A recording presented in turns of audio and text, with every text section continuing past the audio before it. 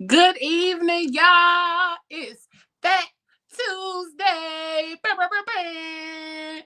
And it is our first episode of Mental Health Awareness Month. So y'all come on in here, sit down, get yourselves together because it is going to be a conversation that is necessary and needed on tonight. Okay? Tonight, we talking about petty. Petty, but healing. Okay. We are exploring the power of petty victories in self-care. I don't care what y'all say. Sometimes you got to be petty to take care of yourself. All right. All right. And we up in this thing tonight with Moses Forehead. Anisha, the greatness guru, and none other than Doc J up in this thing. What it do, what it do, what it do. I'm an Easter bunny. I'm an Easter bunny. I like the way you just. I like the way you just came at me. I like that. That's cute. Baby, you came on camera. All I saw was right, God, your forehead was right there. Oh, good. No, that was right there, though. You was right up in the camera. I don't care. Everybody get to see this. Everybody get to see this good skin now. That's all that matters. All we saw was forehead. Moses, that's all right. We're in the same boat, man. Hey, we just got a lot on our mind. That's all. Mm-hmm. Yes, sir. So good evening, y'all. How y'all feeling? We good. Yeah, we good. Today was a day, but Today was the day. It was. But it is what it is. Today was a day. I'm trying to hear a story about the midget though. Can we do like our thing first before you be trying to hop into the randomness of it all, okay? Hey Montel, what's going on? Hey Montel. Is that Montel? Is that Montel? Yeah. Hey Montel. Yeah. So tonight, y'all, like I said, we are talking about petty but healing. And we're gonna talk about what that looks like, what that feels like, and how a lot of times we really can be a lot more petty than we actually are sometimes. So I think a lot of times what we do as far as like our healing journey, we talk about how our healing is supposed to be all beautiful, this and that, and this. But people don't really talk about the fact that healing is a funky bag of ass sometimes. Okay. Healing is raggedy sometimes. It is hurtful. It is a lot of different things. And so when we get to talking about our own healing, it's a booger. So a green one. It's a green one.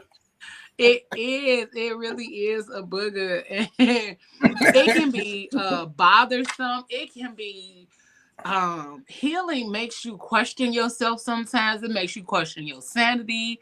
It makes you question a lot of different things when it comes to this thing called life. It can be bothersome. So as we get the tapping into all of this great stuff that we got over here, what are some of the things? So what are some of the things you guys have experienced or found out about your healing journey that you didn't know that was contrary to what a lot of people already say? Because people always talk about it being a beautiful experience, but First of all, healing is not a beautiful experience. It's not beautiful at all. So I just want people to tell the truth about it. Tell the truth. Tell everybody that this is one hell of a ride. One day you're gonna be mad. One day you're gonna be crying. One day you're gonna be happy. Another day, this may not even happen. This can happen all in the same day, within the same hour. Stop telling people that healing is a beautiful thing. I mean, once you get so far into it at the beginning of it, you're not gonna want to do it. You don't want to face yourself. You don't want to sit in your shit. You don't want to take accountability for you. Stop telling people like, whoa, this is a beautiful journey. You telling a lie. You big lie. one. It's a big I one. don't think it's necessarily a lie. It's a lie. Just feel like It's a lie. I just feel like people leave out, they omit a lot of things when they talk about their healing journeys or just healing in general. People leave out a lot of things. I don't like to necessarily say that they lying, but they leave out a lot of stuff. I thought omitting the truth. I thought omitting the truth was a lie. No, not actually. I thought omitting with the truth was a lie. No. They didn't omit the full truth. Like they tell you parts of it, but they don't give you the full part. The truth is the truth. If you omit the truth, it's a lie. It's a lie. Okay, Moses. I don't know. It's a lie. Okay. Tell the whole story though. But that's my whole thing is tell the whole story. Right. Tell that this ain't all peaches and cream, baby. It's really not. What's up, Fred? Hey, Montel. And some days you gotta sit in it by yourself. She said, "Sit in it." You got to figure it out. Mm-hmm. You got to sit in it, and that Band-Aid you had to take off. Now you got to dig that infection out. Oh, man. Ew. That sounds funky. Because it is. Because that's really what healing is. It is funky. You got to, because for years or however long you've been putting a Band-Aid on top of it all. Take the Band-Aid off. Like, now you got to get the infection out of there. Stop playing with yourself. Thick, kind, cautious, C. Levette, and Shorty Nick over there on Instagram. We are live tonight on Instagram, y'all. I don't even think I did the intro fully, but thank y'all for tuning in to another dope episode of the Phat Girl Chronicles, where we get all up in your business and discuss the topics that matter to us most each and every Tuesday, right here on Facebook, YouTube, Instagram, and Twitch. Okay. And we can hop back into the conversation now. I introduced everybody. At least I didn't forget that part tonight. Oh, and a shout out to Sir Kerrigan's Media Group for allowing us to stream this live on their platform over there. So, okay, yeah. Now we can get back into it. I just realized, like, I was really excited to get talking. And I'm like, I didn't even do the intro. I didn't say hello to the peoples and let them know where we was at tonight. So, there we go. No, but just be honest about it. Yeah. Okay, so you said, okay, they do tell you once you get so far, it's a good thing. But you didn't tell how you got there, how you had to deal with the extra and all of it to get there. Tell the people how you had to get there, what you had to go through to get there. It's a wonderful thing once you get to it, but the road going to it. See, I hate when people say, man, I want to be like you. I want to be just like, I want to be right where you at. And I'm like, you sure you ready for that roller coaster? You sure you ready for that one? I tell people that all the time. I'm like, hey, man, write your own story. And Montel said the same thing. It's an emotional roller coaster. Makes you stand back and look at your real self to me. Yeah. I mean, it's this dog better not move my. Get out. Hold on. Fred, we talking about petty but healing, exploring the power of petty victories in self-care. So is it petty? This is a question. This is a question for the group. Is it petty that if somebody did you wrong, but then you didn't do nothing to them, you didn't be petty, but something happened to them and you secretly in the background giggling, sniggling, laughing, or you saying that I'm talking about relationship. Yeah, and you seeing how their life turned out. But had you been with this guy, had you been like Anisha with you, like, you know what I'm saying? Is it petty to think good? Yeah, look where you at. Yeah, here's the thing. We all do it. You be like, damn, look at that. That's what you definition of petty. That's what you get. If you would have did what you were supposed to do, you wouldn't be in a situation. And that's what exactly. You and you really want to say out loud. That's what you get. And your mama. Yeah. If you get cheated on, you get played. What if you cool with the mama? You know? That's what you did. Now you got exactly what you see. I told you karma was gonna come back around. Oh, Got you. Ring your doorbell. Bam. No better for you. There it No is. better for you. Ain't no more woulda, coulda, shouldas. Can we get to the I mean, I ain't got no little person story, but can I get to my story? Is it not time yet? It's the fact that he I want to so know, excited. Okay, I want to know so excited about this story. So this did not happen to me. This was back in college, and at the time, I think the first 3 years I was living in, it's a scholarship house. Basically, you get a scholarship, you stay in a house with like 15 boys. It's a big house. So one night, one of my roommates at the house, you all may or may not know who this individual is, but he was dating somebody, and they always got into it. And so it was like a Friday night, Saturday night, whatever. Anyway, so we had I think we had some drinks and everything, but they went to go pick up some pizza from Hungry Howie's. We ain't proud of it. We was in college. Oh my Yes, God, Hungry Howie's. Hungry House. We're not proud of that now, but at the time, that's all we could afford. $5, $4.99 specials. Nigga, I ain't heard. First of all, I ain't heard that name in so long. Did you see the core memory that you just unlocked in my brain when you said that? Okay, they're all down. I got one 10 minutes from my house. Matter of fact. Oh my God. So anyway, me and this other girl from another house. There's 3 houses. There's 2 girl houses, 1 boy house. And then so I'm just sitting over there. We waiting for the pizza to get back. We waiting for the Hungry Howie's to come. And you know you got to eat that in like 5 minutes. You can't wait like no hour to eat no Hungry Howie's. You got to eat that right away. So they go get the pizza. Me and the other girl just sitting there watching TV. Then all of a sudden, when they get back, well, I heard her pick up the phone. What? Girl, he did what? And what had happened? Oh, okay. So I'm thinking, oh, okay, whatever. They get back, and this individual comes in, and I'm like, "Hey, man, what? So where's the pizza? I'm withering away. I'm sweltering." And they go, "Nah, man. Hey, man, this chick, man, you wouldn't believe what she did. She took the pizzas that she was holding in her lap and threw them in the back seat." I said, "Oh, okay, so they can like be like put the box because it was hot, and she wanted to put the boxes in the back seat." He's like, no. She threw the pizzas in the back seat. And I'm like, in the box? And he said, nah, the pizza's all over my back seat right now. I got to go out here to clean the cheese and the pepperoni off. So me with my petty self, I said, so we not having pizza tonight? Doc. Yeah. Forget the seat. Forget what y'all was arguing about. I want to know where my food at. So in essence, the only thing that you was worried about, I don't care nothing about what y'all talking about. Where's my pizza? Doc said, So what you saying is it's still in the box on the back seat? Because if it's still in the box on the back seat, I can go get it. We can. I'll go out there with a plate. I just go out. If it's still in the box, we cool.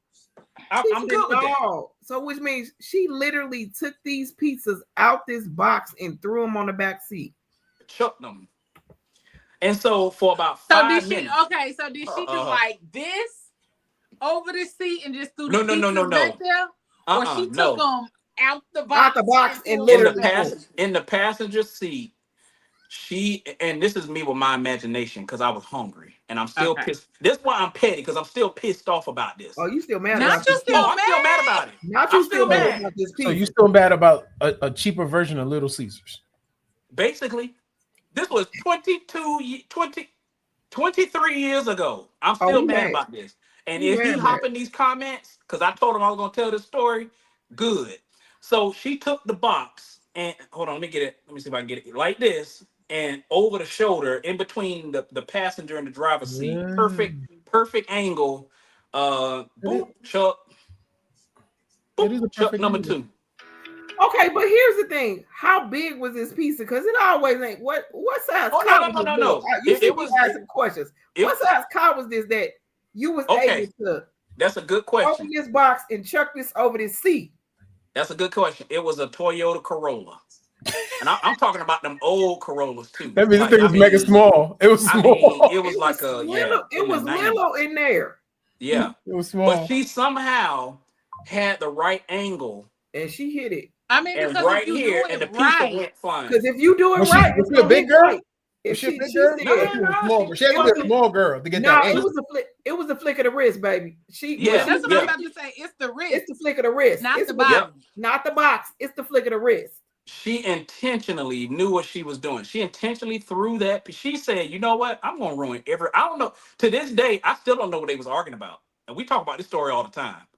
Every time he brings something up, I say, "Oh, just like them pizzas," and he knows exactly what I'm talking about. No, because somebody would have to tell me. So, what exactly are we arguing about?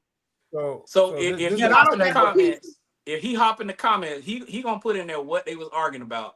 But so this is gonna be the segue to petty. So this is a petty moment. This was a petty moment. So a petty moment that's gonna help us heal. So right now, you need to heal about that petty moment. That is true. Let's work. Right, you need to heal because it's been 22 and I years. think that's probably why I don't eat Hungry How's today. I just thought about that. That's probably that's still you need to heal from it. Here's where you start your healing process right now. Yeah, we're gonna start your healing process right now. I need to eat. What's the name of this pizza spot? 22 years ago, Hungry Howie's. Hungry Howie's. Is it even good pizza? No. Hungry Howie's. Okay, I'm gonna say I don't know about it now. But I know back in the day it used to be good because they used to serve like calzones and all of that kind of stuff. They still do. Yep. Okay, so it used to be good. I haven't had Hungry Howie since I was like 9th or 10th grade. So you gotta eat it 5 minutes after it comes out the oven. If you wait for it to get cold and reheat it, it ain't good. So basically, this is the original Little Caesars we're talking about, because that's how Little Caesars. Whoa. No, because Little Caesars was out before Hungry Howie's. Mm-hmm. Hungry Howie's came out after the fact. Yeah.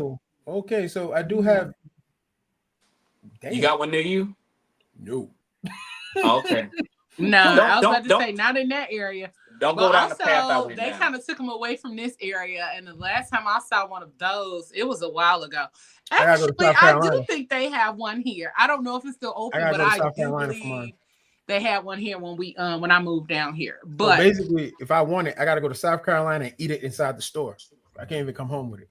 Yeah, nah. It'll be as good as the cardboard that they put it in by the time you get home. Wow. So yeah, Doc, baby, it's time for you to heal. Yeah, we're gonna heal. We're gonna heal about so one of the things that I kind of paid attention to, or kind of been thinking about as we led up to this episode. First of all, like I said in the beginning, this is our mental health awareness month. May is mental health awareness month, which is why we're talking about self-care and being petty and all those kind of things. But the one thing I want to ask y'all, do you feel like crashing out is a form of healing? Yeah, sometimes you gotta get it out. No. Sometimes you gotta get it out. But what do you mean by crashing out? Crashing out is not gonna. How far you going with this crashing out? Yeah, exactly. That's the thing. Out hurt people. But you cannot. You cannot control a crash out. So that's why I say no. But what do you mean by crash out? Though. How can you control a crash out? And why would you call that a crash out? You can easily control a crash out. Like you can crash out, but not like full throttle crash out. Like you can crash out. It's not a crash out. It is. It's levels to the shit. Like it's levels to this. To Moses, it's levels to a crash out now. Okay, Doc. So you keep saying what is a crash out? Yeah, crash out is pretty much when you just fed up. You fed up and you go off and you through with this shit and you just lose your shit. Okay. And that's when you just. Okay, I got it. All right. But it's levels to it. I mean, you can crash out and it not be to the extreme of where you're hurting anybody, but you got to get this off. I got to get this off you. I got to say what I got to say to you. Look, now the way you take it is the way you take it, but I got to get this off. Now it is levels to it. I've never seen it can be extreme, but.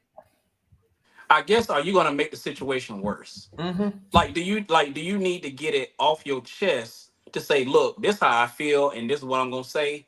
We can keep going after that, but I need to get this off. But I don't consider that at a And then crash you out though. squash it after that, or is it like, look, and you turn it up like 10 notches, and now they on the defense, and now you back, and then now the situation get worse. But that's So the thing. I'm saying, like, you crash out, like, regardless of the outcome, like whether these people fuck with you after or not.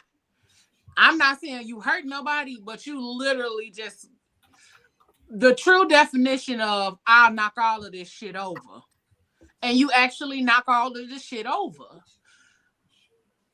Is that healing?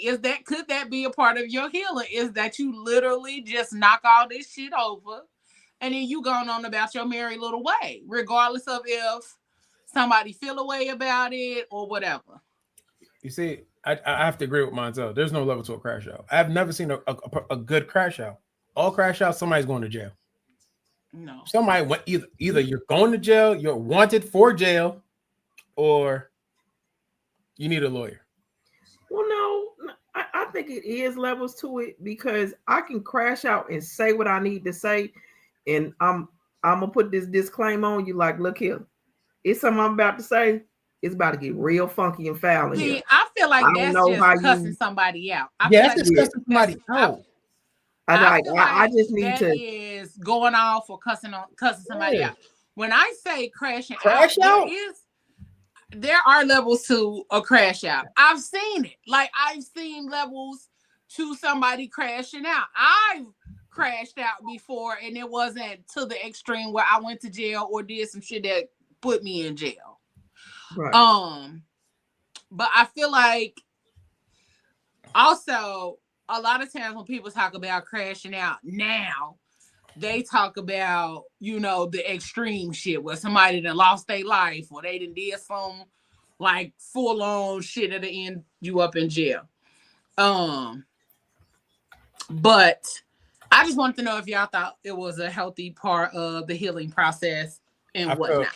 I feel all right. I wouldn't call it a crash out, but I feel like getting it off your chest, it's a part. Yeah. That's part of your healing.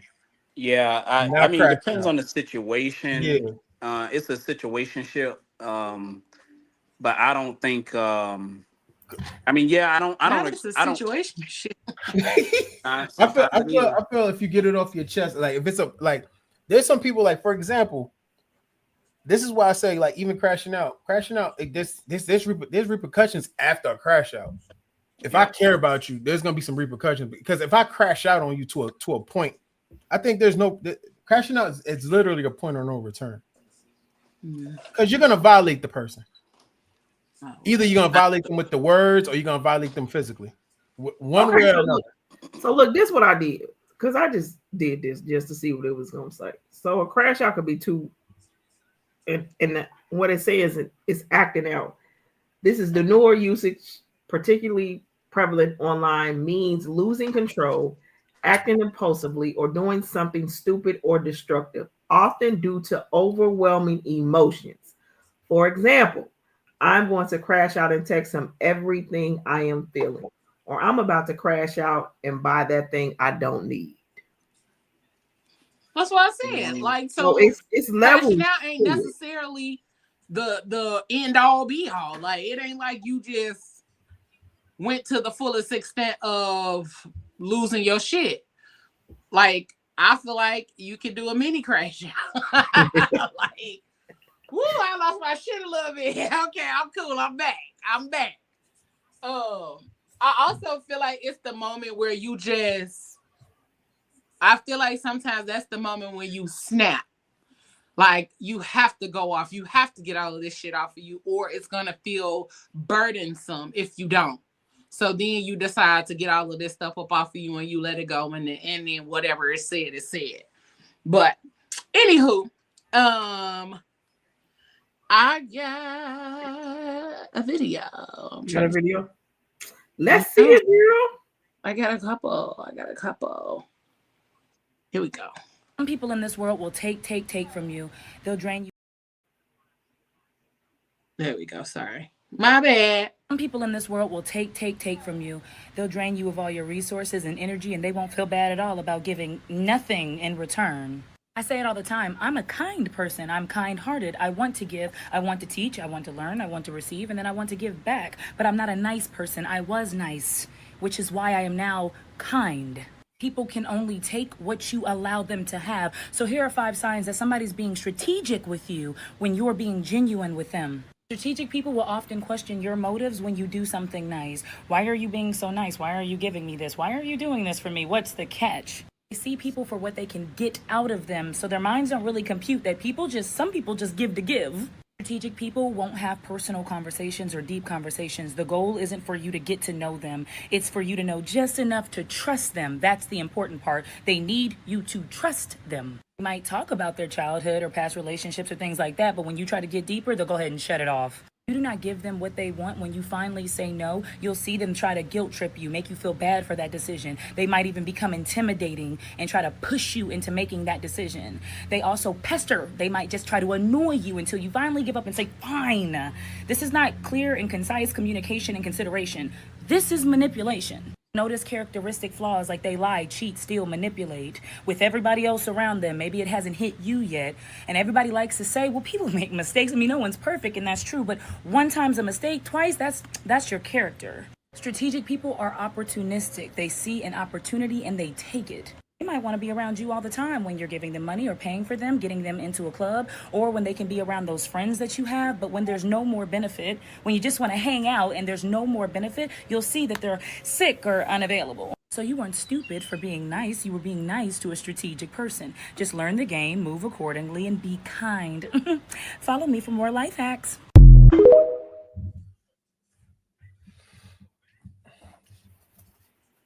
I love her. I think she was strategic when she threw that damn pizza in the back seat, but we gonna digress.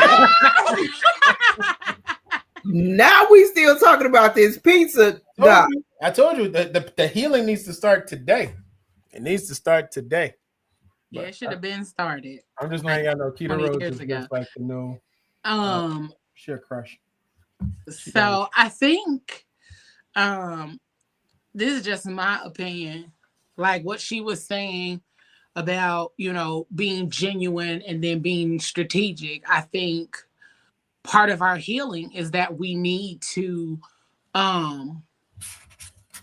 learn, like she said, to not just be nice, but learn to be kind.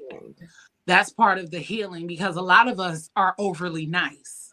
A lot of us are nice for no reason. A lot of us are nice to people just because we live in a society who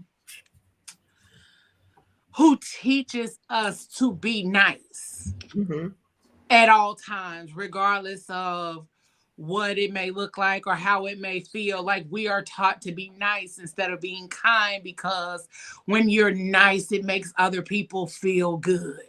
You know what I'm saying? And so I've learned that for me, I used to be nice. I used to be overly nice. I used to be super nice. I used to be so nice. Sometimes it was sickening. Okay. Because, that's what we were taught. And as I've gone through this journey and as I've done a lot of healing and recognizing that no, nice will get you ran over. Nice will get you, nice will have you in a situation that you don't want to actually be in. So being nice all the time is not, a lot of us have to work on that. Like being nice means being agreeable. Let me look at my notes. Be agreeable or pleasant behavior. It can sometimes be superficial, motivated by a desire or to be liked or avoid conflict.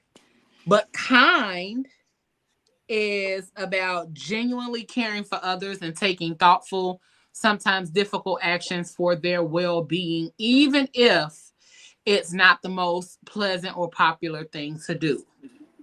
A nice person might smile and say you're fine, even when you're clearly upset. A kind person might gently ask what's wrong and offer real support. So kindness often takes you into like a deeper level with people rather than being nice. Nice, you just gonna agree and take care of it all for them. Well, you being kind, that's gonna take you to a different level with them. So it's a totally different look. Nice or get your feelings hurt for real. You'll find yourself with your feelings hurt all the time because you so nice to people.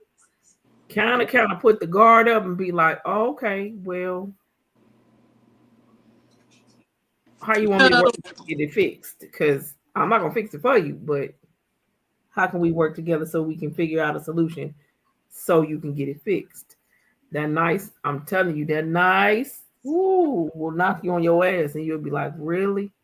I was just being nice. So my thing is, like, I kind of agree with everything. I'm not gonna say I agree. I see everybody's point of view, but why can't you just like, I don't know. I think with my healing, with my personal healing, I just have to cut everybody off. I just walk away from certain people because just to be kind and then still be around that person, I don't know. Now, see, we're not saying be no pushover or because that can max. make me crash out. Yeah, we ain't saying be that. We're not saying be that person. We're not saying like you have to be the person where you sit here and truly have where you allow people to manipulate you or do things to you in order for you to be in a space where y'all are cordial. We're not saying that. Because you can easily be cordial with somebody, hey, how you doing, and keep on moving and not really truly give a fuck about them. Right. Or you can speak if you choose to, but you don't also have to. Like, it's people. So a lot of times when I'm petty, it is like passively petty. Or it is really to the point where it's like, I really want to get under your fucking skin. So I've been petty to the point at some where was I at? Oh, I was at a birthday party. And somebody was there that I didn't fuck with, that I didn't like, that I didn't care for. And they kept looking at me. Literally kept looking at me the whole time we there, like trying to get my attention without getting my attention or expecting me to say something to them or look at them.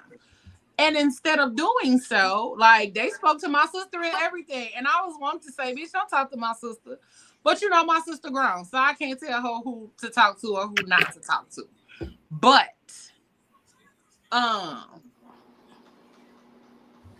instead of as I helped to pass out the cake, I passed out cake to everybody but them.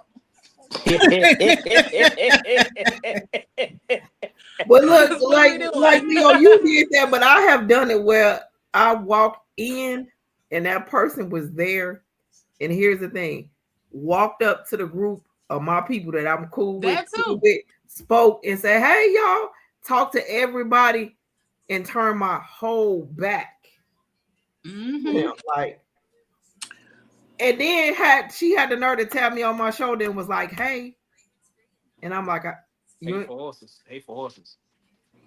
You ain't put your hands on me, did you?" But here's my thing: if like, because I'm not, I want to talk to you. Like, this is what I'm talking about. Like with the, like that right there, that scenario. This is the reason why I said I would crash out, because you have the audacity. It's the audacity for me in all these situations. You know you did this person wrong, and for you to come. You see, the person is trying to be cordial. Is trying to be kind. No, they were being nice. No, they're being nice at that point. They're between nice and being kind. Go ahead. Okay. Just regardless, you're being a person at an event, and you're staying out that other person's way, and the audacity to come interrupt your peace is just diabolical to me. Is it though? Is it really though? Because typically, like Moses, I have been in spaces with this person several times, and I just didn't say a word. But this particular time, I was on the petty shit that day. I understand that, the door and spoke to everybody, but the fact that you put your finger on me to say, "Hey," yeah, but so you don't think that's an audacity level? Like, why did they have to touch you? Like, I went out my way not to be bothered with you, but you felt. I spoke to everybody with my whole back. Exactly. Tap me. Exactly. You said you did the whole excuse my back. Like, you showed them I don't fuck with you, and the audacity for you to put your nasty. And that's somebody still trying to be nice to think that I'm going to be nice. Exactly. No, so we're good. That's what I'm talking about. This is where I feel like I'm gonna crash out.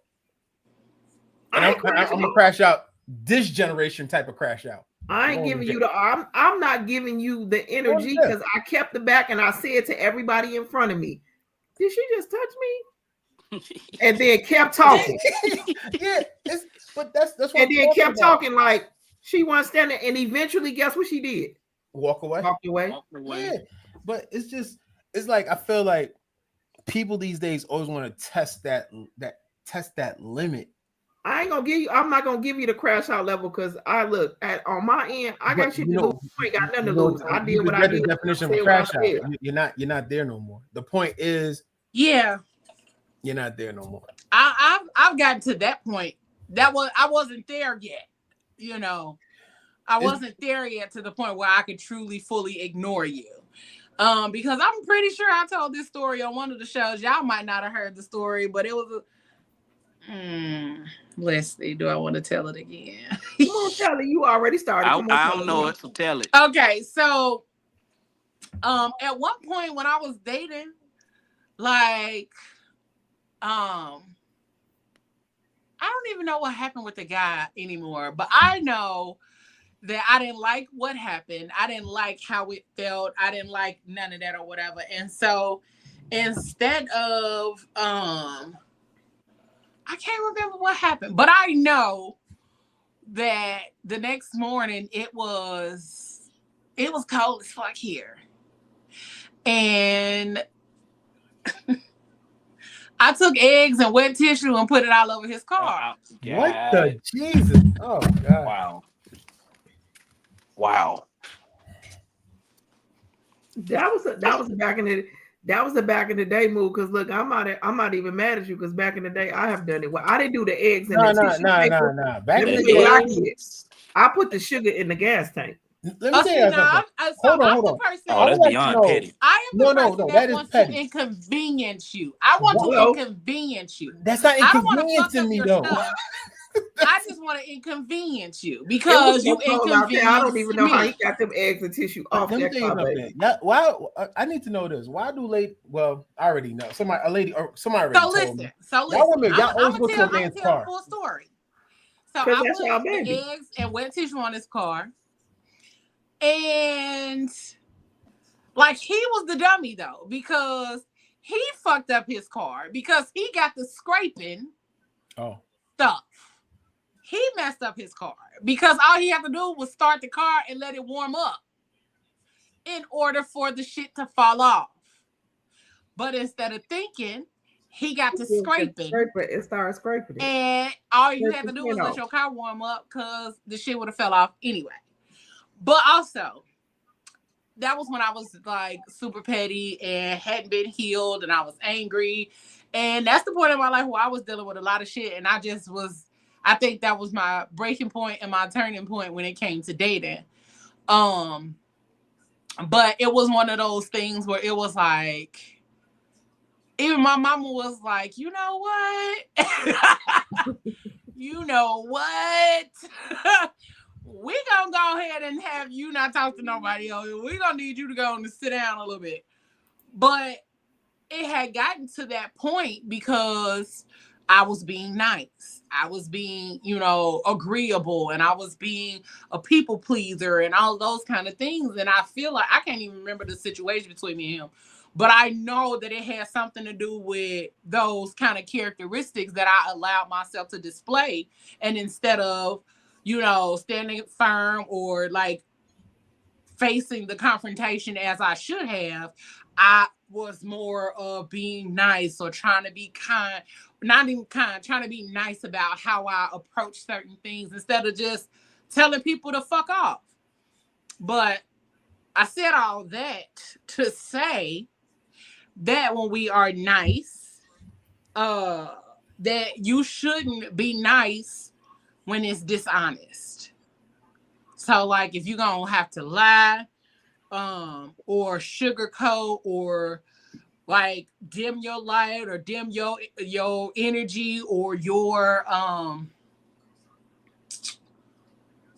energy, your intelligence, or anything about you, if you're gonna have to do any of that, then don't do that. Don't do that. Don't ever do that. Like that's why we always say, that's why people say now, don't be nice, be kind. Being kind is being honest with yourself and others in ways that center care, not comfort. I don't give a fuck about you being comfortable, but I'm gonna let you know this because I care about you. Okay? And then you want to be petty with a purpose. Okay? What?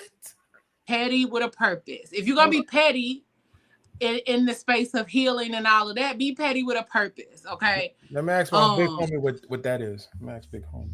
Petty can be a tool for releasing suppressed feelings or flipping the script on somebody. So, like a clapback, like I said something about your forehead at the beginning. Like if you would have said something back to me, that would have been you being petty on top of me being petty. I wasn't being petty. I was actually being funny. Because your forehead was like right in the camera. That was exactly how it was when the camera came on.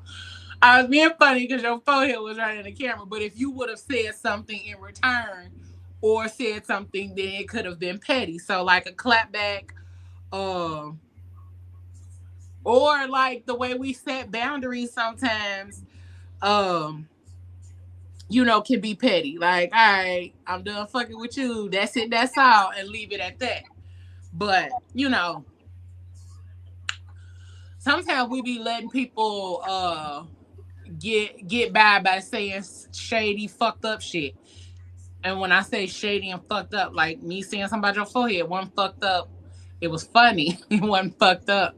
But we do let people who we consider our friends say shady shit to us, and then we sit up here and be like, well, damn, that wasn't nice. And then we have all of these thoughts and feelings, and we never let them know that how that made us feel or how that made us like look at ourselves or reflect and those kind of things. So we definitely have to make sure that we're not being nice all the fucking time. Because you got some people that got those little subliminal messages and they really talking to you. I hate that. Like, I hate that. And you sitting there like, look like dumbfounded, and everybody else know in the room that they talking to you but you. What you not gonna do? Because here's my thing is, say what you gotta say to me.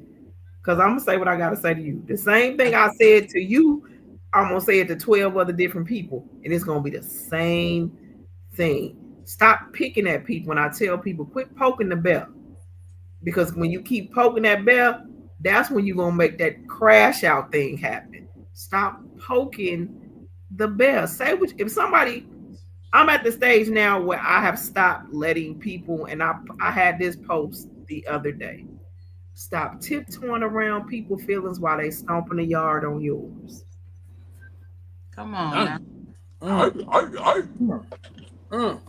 They stomping the yard on your feelings and you tiptoeing around theirs. Yeah, nah. We both finna be over here crushing. But we both finna stomp the yard. And when I tell you about these Timberlands that I'm about to put on and stomp yours out. What's and up? that's the thing with people being nice. You're allowing people to stomp the yard on your feelings, but you're not saying nothing back. Stop being not. Sometimes you have to stop being nice to people because now they're clearly taking advantage of you, and you stuck in this position. You say you want to heal yourself, but you can't heal yourself because you still being a people pleaser. You still agreeing to whatever they doing and whatever they saying. No. Once you get in the bucket, it's gonna take you a long time to come out that bucket. Yep. Cause I know who you are. What Maya Angelou said. If someone shows you who they are. I knew you was gonna do a voice. I cannot with you, Doc. I knew he was gonna do the voice when he took that hard ass swallow. I knew he was about to do it. When somebody shows you they are petty with a purpose, they are beneath. Purpose right there. Believe them. Yeah, that's petty with a purpose. That's petty with a purpose. Yeah. I had to. I'm hungry. That's why I'm acting stupid right now. I cannot. I bet you want that. You don't want that pizza though. Yo, Man, why I'm sorry. My bad. I'm trying to help you heal through it. I was on my healing journey by see, that was me. That was really me being petty. Yeah, I know. What you say, Moses? Big homie just gave me a whole spiel on being petty with a purpose. See? That's crazy. I told you it's a real thing. It is. But so we're gonna talk about why some of these small victories help build self-esteem. Because sometimes, like, as we do certain things, whether it's petty or whatever, sometimes doing those little petty things really do help to benefit you. Or not even necessarily petty, but more so when you stop doing certain things in order for the pleasure of others. Like saying no without nothing else behind it, no explanation. No, I can't do this, because, you know, sometimes when you are a former people pleaser, you really do have to learn how to say no and that be a full sentence. Mm-hmm. Learning to say no without having to explain stuff behind it, without having to feel a certain like level of hurt or depth of like, because sometimes saying no in our gut is like, oh my God. Like they're gonna be devastated because you said no. A lot of times, you gonna be devastated. Yeah, and you're gonna be wrong, right? Because they're gonna figure it out. That's what I had to learn because I was at the point where if I say no, then they're not gonna be there. And I figured out no is a complete sentence. Right, no. That's what I'm saying. And like, I don't owe you no explanation as to why I said no. But a lot of times when we get ready to say, like when we think about saying no to somebody, we think that they're gonna be devastated because we say no. And it's true though. Some people are. Some people have an attitude or are upset or feel away because you tell them no. But also they probably only asked you for the simple fact that they knew that you would be more agreeable or, you know, they know that you are adaptable to the situation. Here's how I feel. I'm gonna be like Maxine Waters. Always. Like Maxine Waters said, reclaiming my time, it is my time and I can reclaim it. Do you wanna? No. Are you looking for something else? That was the don't ever chew like that. My eye almost started twitching. My eye started twitching. Good. Because that crap you sent me the other day almost threw my damn phone. And I had it in my ear too. I'm like, what did she just say? I said, no, she didn't. So Doc does not like the hey, whoa, you sticking to him. Look, he don't like the morning. Get away, devil. Get away, devil. With some fellas about that, they was like, "Oh no, get away, devil." That'll get you like. I sent it to him because I thought that shit was so funny because he was talking about how he hated, and I sent it to him because that tickled me because I was like, "Why do people hate that so much?" And you know what I hate? The fact that you had to demonstrate it to show people what you couldn't say the little frog noise, the little pig. I forget what y'all called it. You actually had to do it. I don't know what that's called. Pablo said it sounded like a pig, like snorting. I said it sounded like a bunch of frogs singing outside. But no, you actually I can't. you know what? He don't like that sound. What sound, girl? And they do that. I'm like, hey, no, go in the other room. Look, why he waving his hands though? Like, because I don't want that coming near me. I'm trying to get the devil off. That No, is funny. nope, nope. But so You know I what? got a question though. I I need got to a get the question Pope though, back in y'all. here. Check this out. I got a question. So, what is the level of pettiness that can be done to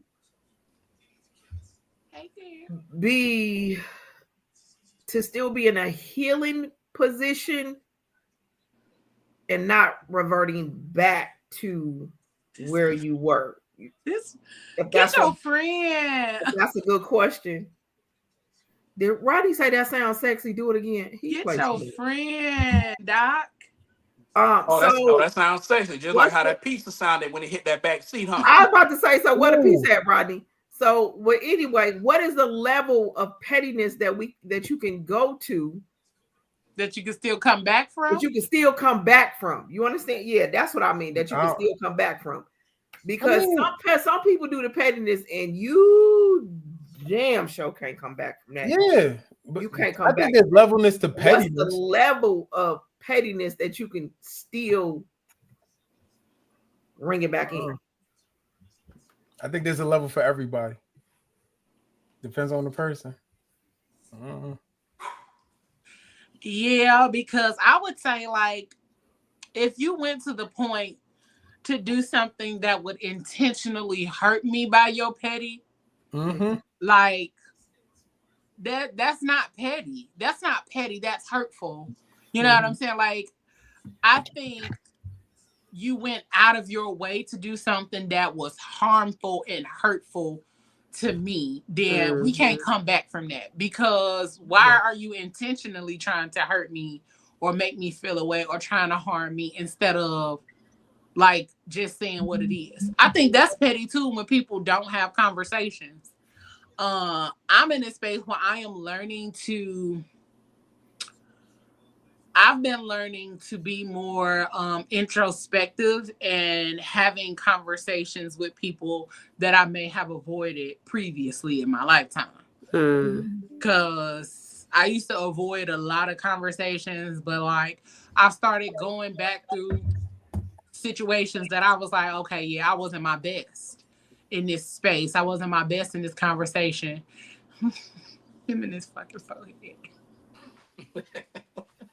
You just keep putting that forehead down there. But I wasn't my best in those situations. Or where I felt like I could have handled things differently. You know what I'm saying? And so I go back and I let people know, like, I'm not doing this as a point of reconnection. I'm doing it as a point to just be better about how I handle things, or not necessarily holding an unnecessary grudge. Because a lot of times we really do be in fucked up spaces doing fucked up things simply because we're in a fucked up space. Right. And so sometimes when you get to the point that you are like, okay, yeah, I wasn't my best at that point in time in my life. So how do I fix it? How do I become better about it? Or how do I switch it up so that I can be better? Because a lot of us really be out here on some fuck shit with the people that, you know, we say that we love, or the people that we say that we care about, and we never go back and fix those things. We never apologize. We a lot of times just try to keep shit moving because we think that's what that because we don't address it, it's just gonna disappear. Right. Yeah. Right. Instead of you saying something and getting it, you're gonna walk around and harbor this whole time, and it's gonna lead into something else instead of you just saying like, hey, I pretty much didn't like what you said, did, or whatever the case may be at that point. But now you done held it in, and now you're gonna go back.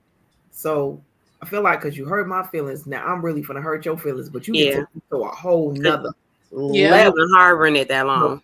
Instead of just saying from the beginning, like, you hurt my feelings.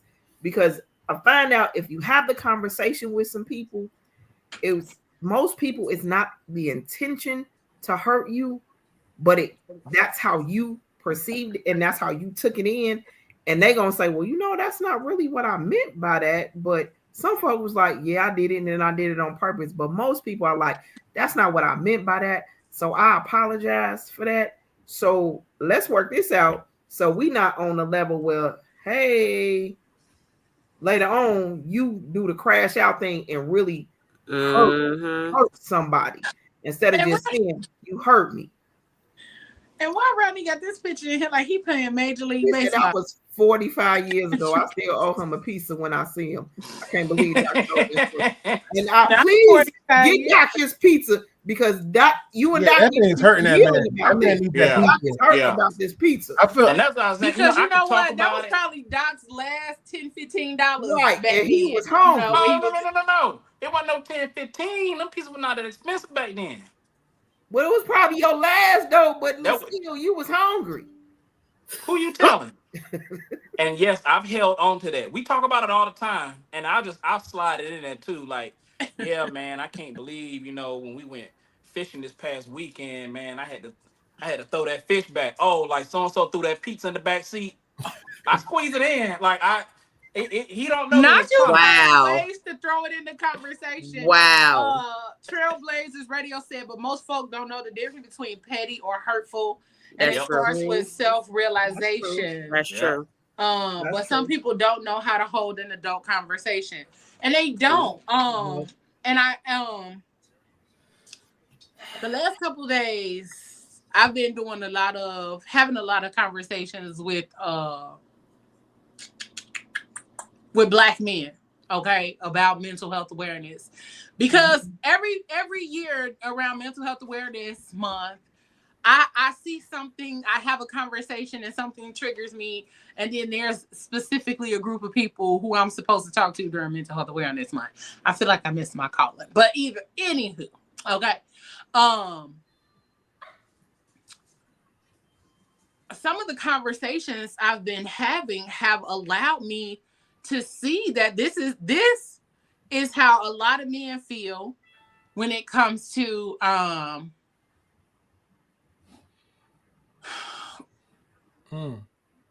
the conversations that are had between Black men and Black women when it comes to emotions. Okay. And people don't know how to have the conversations that are necessary for them to understand one another. So I'm going to do a special edition episode with the people, who kind of gave me some feedback. But it's been real interesting to see their responses and the information that they've been giving so freely. I want to thank all of those who have done it because it's been like, whoa, like really fucking eye-opening. But not being able to hold a conversation, and then the difference between like the shit that comes out that's hurtful.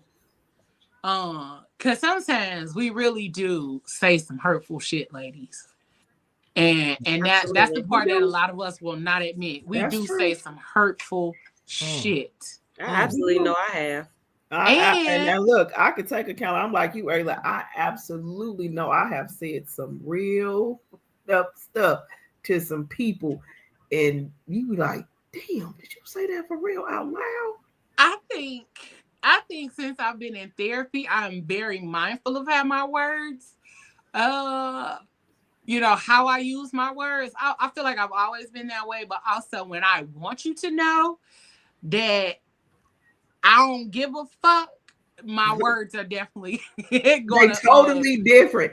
They totally different. My words are definitely going to reflect they different because I've learned the difference between it's not what you say, it's how you say it. Mm-hmm. And I've always been that person where when it comes out, it's like boom, that's knocked somebody out. So now I'm like, wait, before you say it. That's why sometimes I tell another way to say it for me because I don't know how to say it. Oh yeah, I definitely got them phone calls. Wait, can I ask y'all a question? Yeah. Why do y'all take? I would like to know from a man point of view. Like, why do women? Hey, shut up.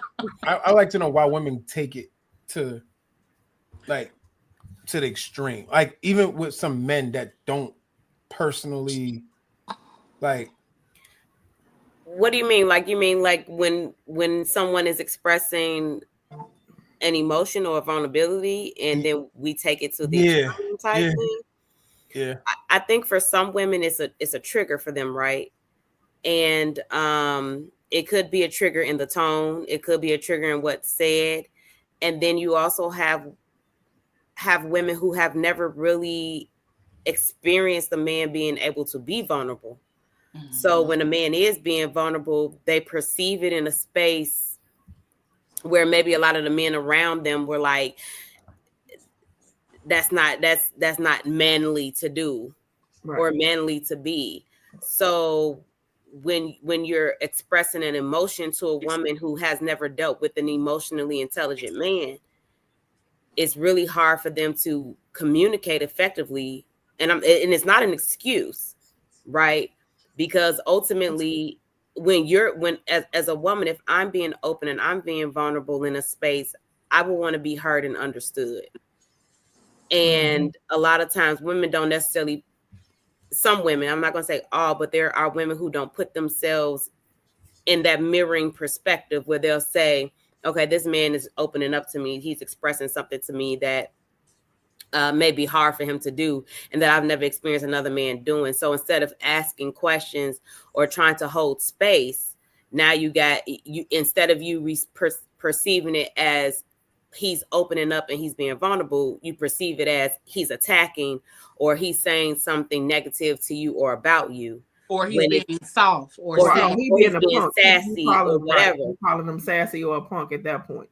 At that you point, don't know how to take it in. But then the crazy thing is, at the same time, you still want to be with someone, or you want to have a guy that is telling you how they feel. Tell me how you feel, but then he tell you how you feel. Oh, you be, or you use it as a weapon. Like you take what he said to you and throw it back up in his face. Yeah. Later on in an argument, now y'all done got to an argument, and now you didn't throw up everything that he didn't share to you about everything that has happened to him, and you didn't throw it back up in his face. And that's because society and the world has taught us, and that's us in our skin color, that hey, men don't do that. You don't cry, you don't be soft, woman. You don't do that. You don't tell her how you feel. You got to buck up and be a man, and you don't know how to do it because that's what you've been taught. And you want this hard nigga that's knocking you upside your head, that's saying all kinds of ridiculous stuff, instead of him just saying like, hey, what you doing? I'm not liking that right now. It's doing something to my central nervous. It's doing something to me. And this is how I'm experiencing you. Yes, and we don't want to take the experience of you to others. To you, you think you're doing something right, but to them, it's not coming off like that. Like, wait, hold on. The way I'm experiencing you, not correct me if I'm wrong, but this is how I'm experiencing you. And then we kick their feelings off to the side and like, that's not what I was doing. Hold on. But that's their experience. That's their experience. Exactly. Step back a minute and listen to what they're saying, because again, like I said before, 9 out of 10, you didn't mean to do it that way, but that's the way that they experienced you. So you got to fall back a minute and check yourself like, wait. And I agree with that. I think a lot of people would we did the same thing, Leo. I think communication with the male and female would be so much better if exactly what you just said, Anisha, is, I'm sorry, my I'm getting stuck. Would be a lot better if people sat back and said, hey, this is how I'm experiencing what you're saying. This is how I'm perceiving it to be.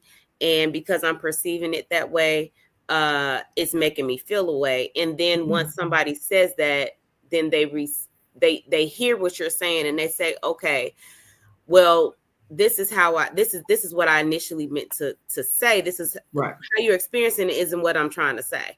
And then it's like an understanding. It's a give and take of understanding that what I'm saying is being conveyed a certain kind of way or perceived a certain kind of way. And I want to be able to communicate with you effectively enough so that you would understand and I will understand. And then to take accountability and say, okay, let's figure out a way that we can communicate that works for us, So then moving forward, we won't keep having these instances where we're bumping heads. And I think that's a lot of times where a lot of relationships fail in general when it comes to male and female relations, is because you got the give and take, the one that's given and the one that's taken, but no one is trying to understand each other.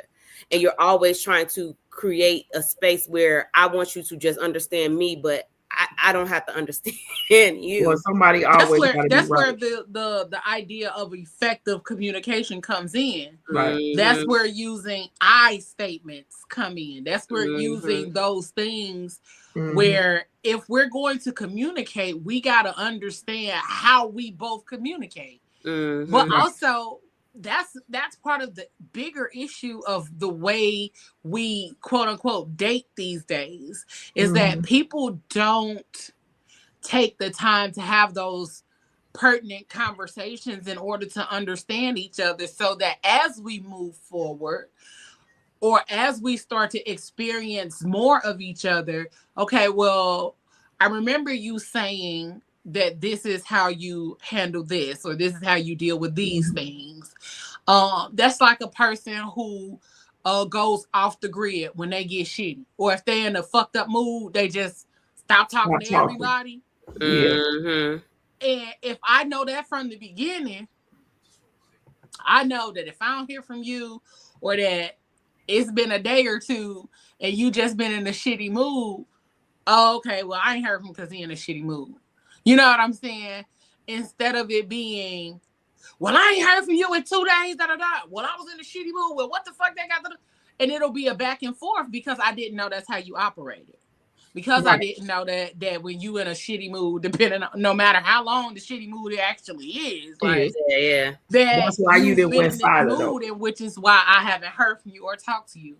But the other part that we talk about a lot on here, or even on After Dark, is that we skip those conversations so much because a lot of what people are doing now is rushing to spend money, rushing to have sex, rushing to do all of the other things that aren't important because you don't even know this motherfucker. Like, you don't even know this person, but you over here hunching on them, and you ain't had no real conversations with them. You ain't had no real conversation. You don't have no understanding of if they've been in therapy, if they what all the things that come with this person. And so now you done hunched on them, and now y'all over here sharing demons.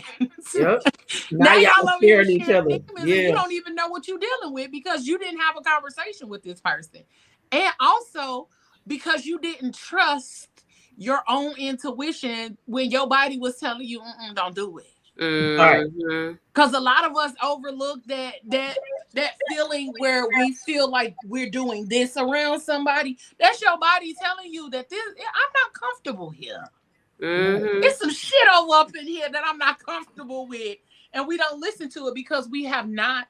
A lot of us have not learned to trust ourselves anymore when it comes to those kind of things.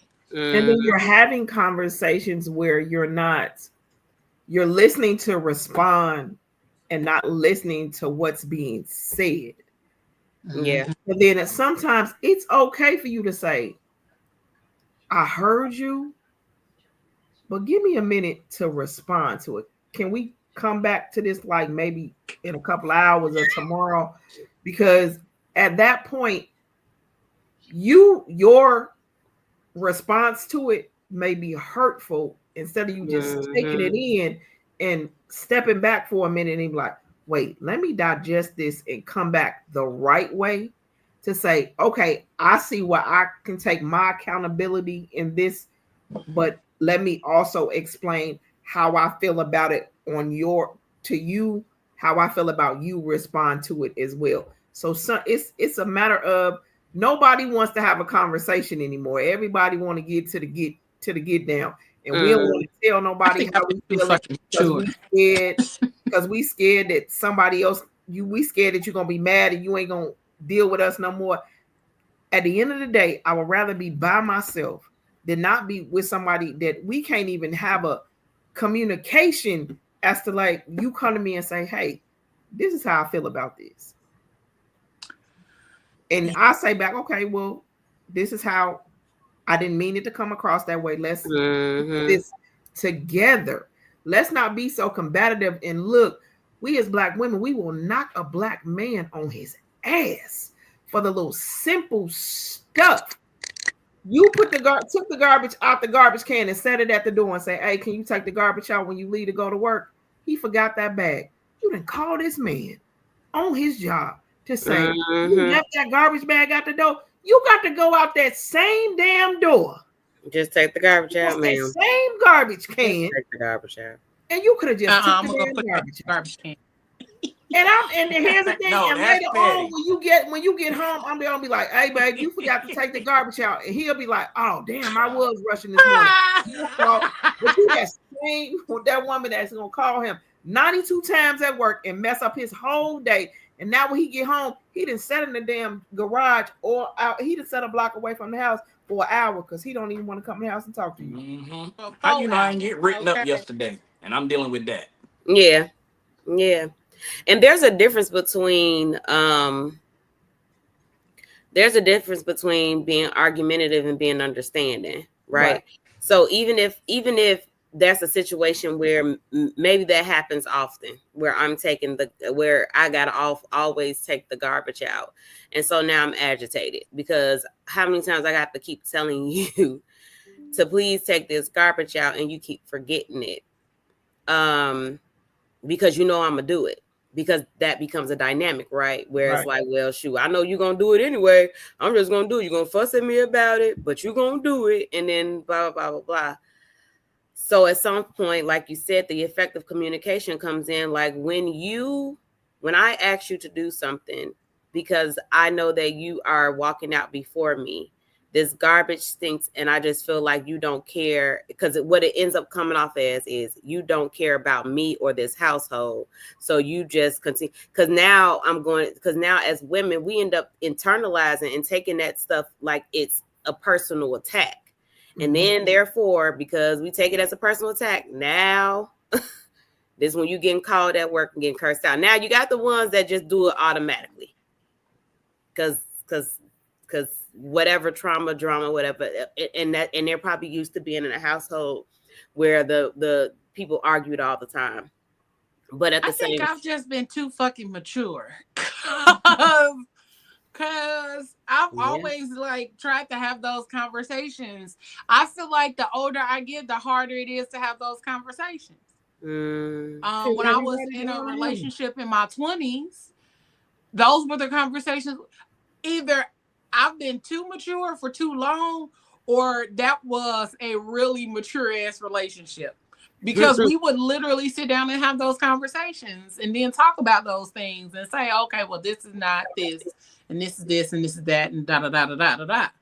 And so even like before we moved in together, it was like, okay, well, these are my rules. And it wasn't even necessarily rules, like these are things that I would prefer us not to do. And it was, okay, so we both live in this house. Ain't no going to sleep on the couch. Yes. I don't care if you mad or not. I'm not going to sleep on the couch, and neither are you. Aye, Captain. You know what I'm saying? Because my thing was there was no going to sleep angry. Yeah, that too. But you know what I'm saying? Even if we mad, it's just like, okay, well, if you got an attitude, turn your motherfucking ass over and just have your attitude over there. Exactly. I'm man over here. We cool. Ain't nobody finna be not in this bed at night. And so it was just things like that, like those kind of conversations and setting your household up for certain things. You gotta have those conversations. And I feel like the older we get, the less people want to have those pertinent conversations, and everybody want to talk about hunching and all that other kind of stuff. Boo, y'all boring. I want to go do fun shit at the grocery store. Random shit. Like, y'all want to sit up here and hunch on me. Y'all don't even know what I like to do for fun. And y'all hunching and ain't even satisfying the hunch. Right, and the hunching ain't even good. And you steady now it ain't even good. That part too. But it's like, and I'm like, Leo, I just want to do random shit and just run up and down the grocery store aisles. He's like, what the hell is wrong with you? None. I just want to come to the grocery store and do it. Walmart and ride the bikes up and down the aisles just cause. But anywho, play dodgeball with them big old balls that they have there. Right. For real. Like, y'all Man, in really the be middle of out the trying hour, to be hula hunch and hooping. don't even like having fun with that person. Like, I don't even know if I like you yet. You don't even know if you like that person and you hunching. Because that's the first topic. That's the first topic of conversation with people. Like, when we gonna hunch or send me a picture. Send you a picture of what, Negro? I'm finna start sending moose knuckles, like real moose knuckles. You should. And watermelons. Right. I got a picture of an elephant titties. I'm finna start sending that when dudes ask me for pictures. You finna get these elephant titties. But Trailblazers Radio says some black men and women don't know how to respect each other, and it starts with that first. Mm-hmm. They also followed up with saying expressing emotions as a man is never soft. Never. But when we do let our guard down and share our hearts, we get weaponized emotion in return. Yeah. Weaponized emotions are deadly. Absolutely. There has to be a truly open and honest dialogue and not a monologue. So fellas, let's ask y'all. Like, y'all tell us y'all points of view when it comes to those spaces of communication, and like Ayla said, with the trash and all of the other kind of stuff. Y'all tell us what that looks like, and then we gonna go back to the petty and healing and all of that other kind of stuff. Because I said I will put the trash back in the trash can if you left it at the door. Put that shit back in the trash. You know, I look at it like this. I look at it like this: like you're an employee, right? You at work, you do good every day. You might get overlooked. Your boss ain't gonna say, "Hey, you're doing your job, good job." But as soon as you do that one thing, hey, step in my office right quick. Mm-hmm. That's how it feels. Mm-hmm. I'm working. I pay the bills. Don't nobody got to worry about food in the refrigerator. Lights are on. We don't have no candles around here. Water running. Grass get cut. But like you said, oh, did you not see that trash? Well, the thing is, my work fine. I'm having good. I have 5 presentations this week. It's like I said, going back to that, you're the employee who's always doing good where your boss doesn't recognize you're good. But as soon as you do the one thing, hey, Doc, you was late this morning by about 10 minutes. Yeah, but I stayed an hour yesterday. Come on now. So, oh, you know what? I did forget to take the trash out. But yet, the reason I was trying to rush was because it's Mother's Day this weekend. I was trying to hurry up and get to the grocery store so I can knock this little thing out the way and get you your gift for Sunday. Since you really want to know why I didn't take the trash out. Right. And now, is that me being petty? I ain't saying that happened to me, but I get it. The thing is, you gotta, I was convincing though, right? But no, but the thing is, there's always something. That shit sounded fresh as hell. Right. like it just happened today. This morning. It happened today. Hey, I work from home today, but the point is like, and I bet you that garbage got taken out too. That's garbage don't go out till Friday. But the point is, like Trailblazer said, you got to have that conversation, and the conversation has to be a dialogue, not a monologue, not a chastising. Not you got to have that back and forth. Hey, even if it's, I don't know if you saw the trash by the door. Yeah, I saw the trash. I walked by it. But it could start off with, hey, how's work? Is it busy today? What's going on? And that's when you have the comment. Yeah, I've been under pressure. I got to get here because I'm working on this project. Right. And, my mind just ain't been in the right space. That's why I've been sleeping on the couch. I know what you said, Leo, but be quiet. Right. That's why I've been sleeping on the couch because I'm just so out of it right now. I don't want to pass that negativity off on you. Or that's when the conversation comes in and having that. And that's what Doc right there, Doc. by you starting the conversation out, because you finna call and fuss about the trash, but then you start off with, hey, how you doing? How your day going? And he hit you back with all this going on. What's that going would on? make me and most real understanding women like, hey, look, Anisha, you running down the steps with that trash. Right. I bet you better say nothing to him about this garbage and get off this phone and be like, hey, okay, I was just calling to check on you. I don't want to throw this up there, but then you want to hit him with the then you be like, you know what? I get you. So now I understand, because my rebuttal would be, okay, now I understand why you didn't take the garbage out today. Hey, but it's cool. I already took it out. It's cool. No worries. Hey, what time you gonna be home from work so I can make sure this space is cool when you get in this house? Because you're all over the place now. That's what I was just. My thing is, why isn't that always a primary, like? Because men sometimes I'm not gonna say sometimes, real, like how you said, Anisha, real women, but real men, we think of, like, we actually try to make sure that y'all spaces, y'all are taken care of. Why we are never thought of in that aspect as well.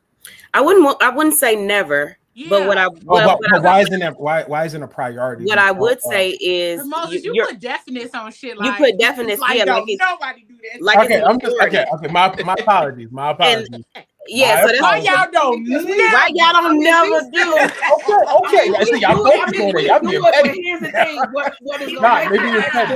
what makes it a little bit extra special is because he explained to me what is going on, but I already saw it in his face. So now in the back of my mind, like, hey, something ain't going on. Let me check. Hey, what's going on with you? You all right? So now that he's explained everything to me, I'm taking a step beyond and going beyond what I already do to make sure he's straight when he come home, because he got all this going on in here, because that outside world, they knocked him on his ass. But when he come in here, it's totally different. So but that's what he's saying, though. But that's what I'm saying. What he's saying is, in his experience, that hasn't been the case of even just checking in the first place and seeing how I'm checking in on his mental in the first place and seeing how his mental is going or how his day is going. In order for him to even get into that realm of that conversation.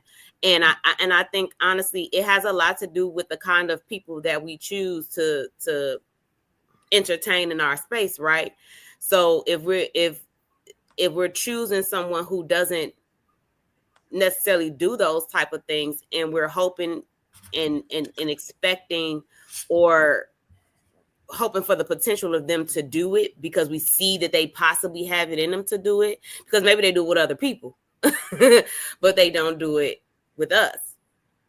And I'm using us in a space because that can go both ways. Like what you're saying can go both ways, because there's women who don't necessarily experience men who pay attention to the stresses and the things and the frustrations and stuff that they have going on as well. So this is an interchangeable thing. And I think oftentimes it has to do with the type of people that we choose to entertain and have a relation with. It's just like Leo was saying earlier, we sitting over there hunching, and you want to hunch on me and I'm hunching on you. We know everything about each other when it comes to hunting, but when it comes to that part, this person, we don't even know your favorite dessert for your birthday. Exactly. Yeah. We don't even know. We don't even know what your favorite color is, or we don't know nothing really about you that you like to eat or nothing, because we don't even know if your mama was ever a side chick. Exactly. Because because that's a different type of conversation right there. Yeah. But we hunching, and we don't know nothing about you, and we don't know nothing about, hey, what do you like? What makes you happy? And it doesn't have to cost a damn thing. You could simply just say, "Hey, just check on me every now and then to make sure I'm cool." We don't even know your last name. Hello. Okay. You over there with a nickname. My name is not Leo getting hit from the back Jenkins. That is not my name. I ain't gonna lie. Back in my heyday, back in college, I had one. I still don't know her name to this day. She had a nickname. Listen, I think we've all been there. We've all been there where we really didn't know their name. Growth, growth is a different thing. And so I think we've all been there. I think we've had those moments. I think we've all been victims to that shit, or we've been a part of just not truly giving a fuck.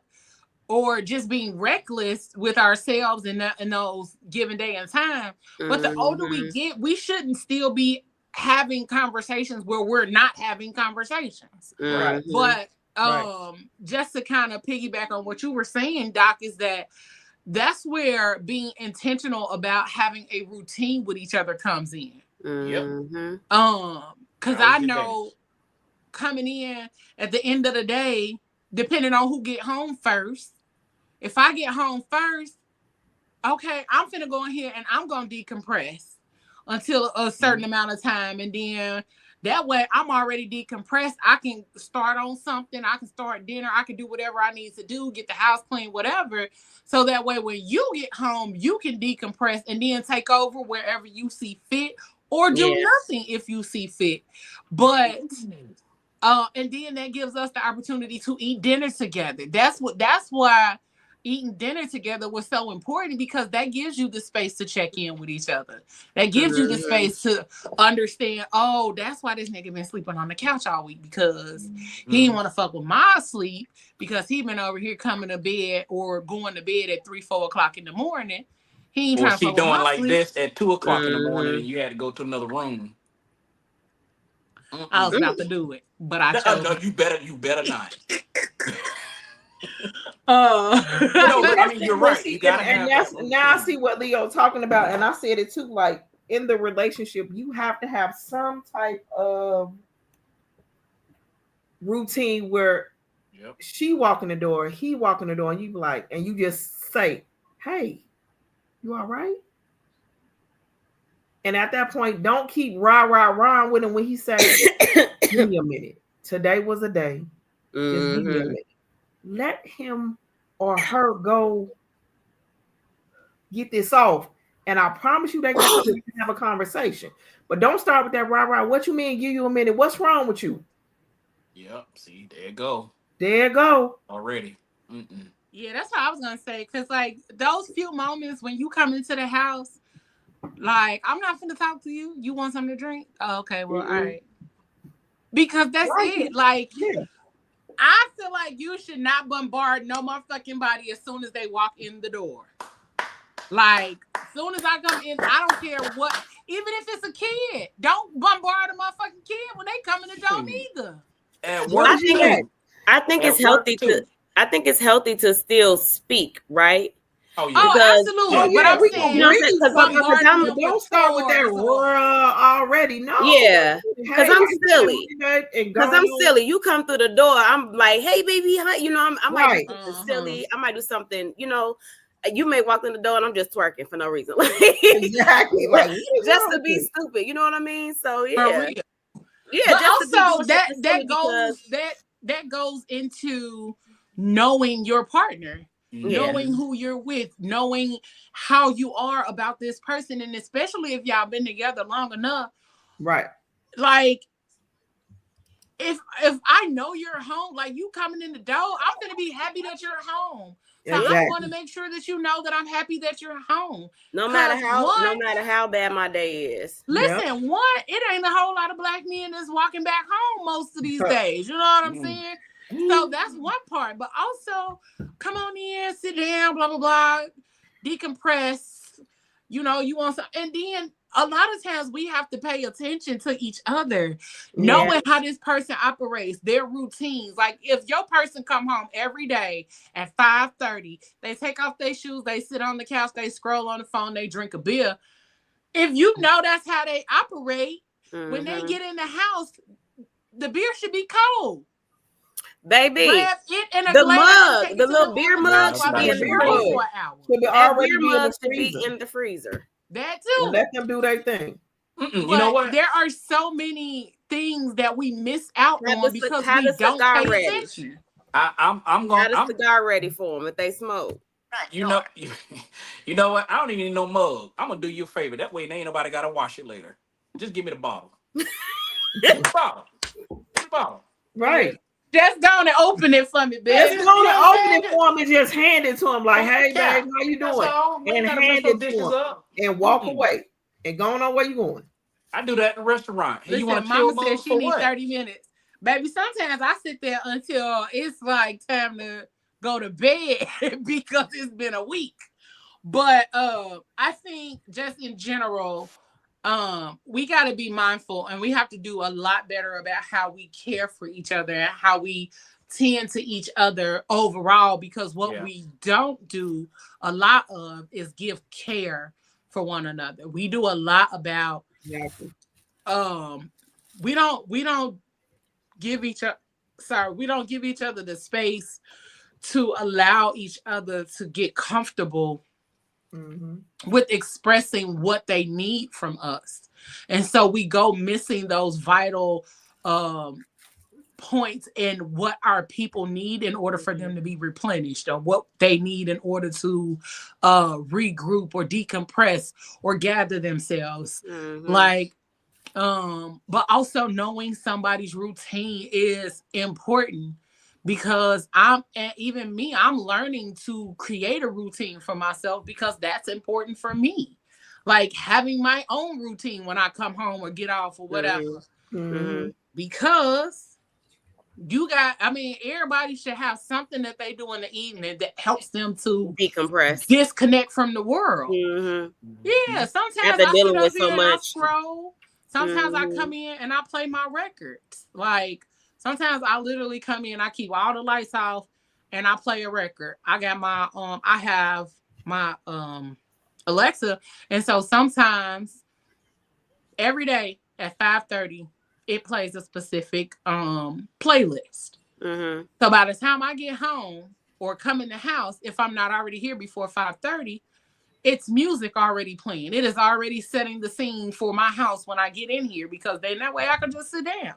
I can't wait to get my Alexa so I can start doing that in my new place. And if I'm not in the mood for all of that, if I'm not in the mood for that playlist and I want to hear something different, something more relaxing that I can, I usually play my albums, or I drink a cup of tea, or I just sit here and do nothing and rub my feet on the damn carpet because it's been a long day. But we do have to be mindful of how we decompress. And then making sure that our healing is intentional. Yeah. Even as we are on our individual healing journeys, we have to check in with our partners to make sure where they are on that healing journey, because we need to make sure we're still in alignment with each other. In alignment, and that we're respecting each other's energy, each other's space, and actually understanding the growth that's taking place in that healing. Yeah, you should definitely get to the point where both people are understanding that they're there. Like you still have to show up. You get what I'm saying? Like, despite if you're building something, you're creating something, the foundation of it is showing up. You know what I mean? And to what it was a question that was asked about. Oh yeah, I was gonna get to it. Okay. Should you have to consider your partner? Oh, I was talking about the other one. It was another one up there about women creating safe spaces. Oh, I definitely want to tap on that one. That's why I didn't. I'm gonna go back to that one. Okay. But this one says, should you have to consider your partner in your decompression, or should your partner just respect it? The answer is both. Both. You consider them, and then they also have to respect it. Because just like I'm considering you in my decompression, and I'm asking you to respect it, and I'm going to respect your decompression and let you do it. You got to give them the space. You have to give each other the space to decompress, because the outside world is knocking you on your ass every day when you come home. If you can't get no peace at the house, and it's like I said before, it's some people, men and women, that will come because the chaos in the house. I just left the chaos from the job. Now it's the chaos in the house. Now I done sat in the damn driveway for 2 hours. Because it's chaos. I ain't even went in the house because I don't even want to deal with what's gonna go on in the house. And there's a difference between decompressing and shutting out. Right. There's a total difference. There's a total difference between the two. There's a major difference between the two, and it's very important that both people know the difference, right? And it goes back to what we were saying earlier about saying, hey, when you do this, this is how this makes me feel. Right. So if you are decompressing and you're sitting in the car, right? And I know that's what you do. You sit in the car for about 30 minutes because you know what I'm saying, watching a podcast or listening to music or playing a video game or whatever, you know what I mean? It's like, all right, like I see you out there. I'm letting you know dinner ready. So whenever you come in, because I'm acknowledging the fact that I know that you need some time. Right. And then on top of that, I'm still letting you know that I'm here. And I'm still holding space for you. And I'm still holding space for you. And I'm in preparation of your arrival once you're done decompressing. Once you're done decompressing. And then sometimes we as women have to think about it too. It's not always where they want us to fix something. They just want us to listen. Just listen, because it's the nurture inside of us and we always want to fix it. Absolutely.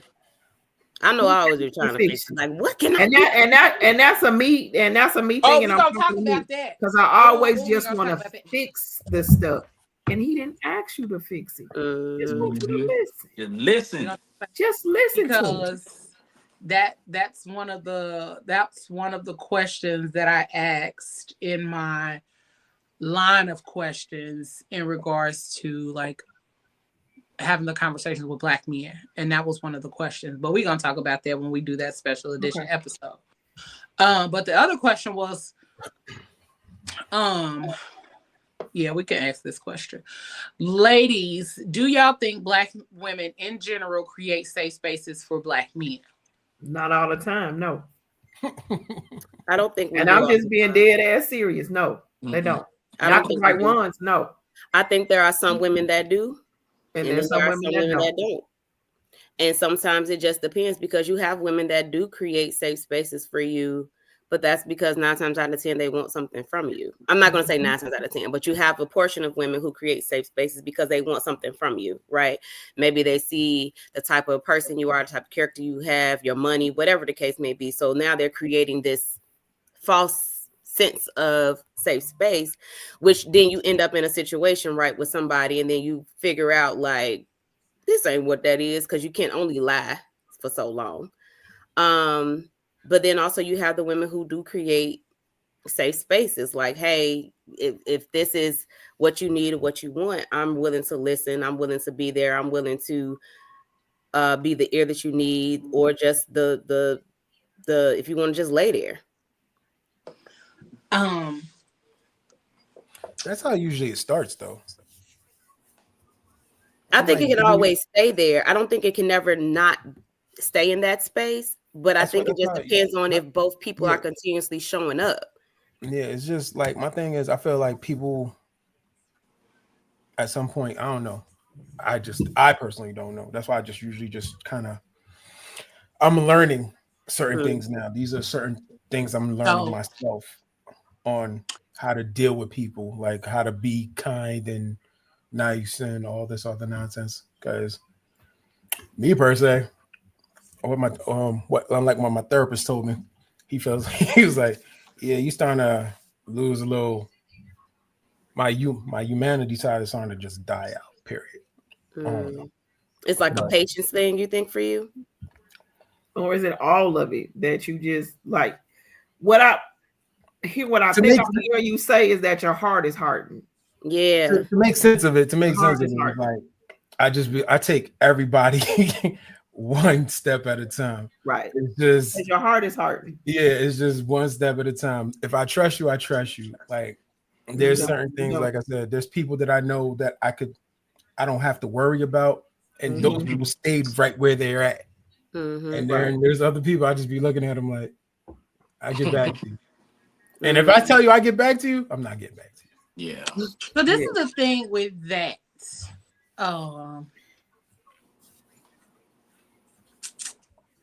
Make sure I use my words. I think a lot of times with men, their experiences, trying to be mindful of how I say things. So one of the things on here, go on, say it. So one of the things that I have recognized when it comes to men and how they operate in certain spaces is because they have not yet healed from the previous experience.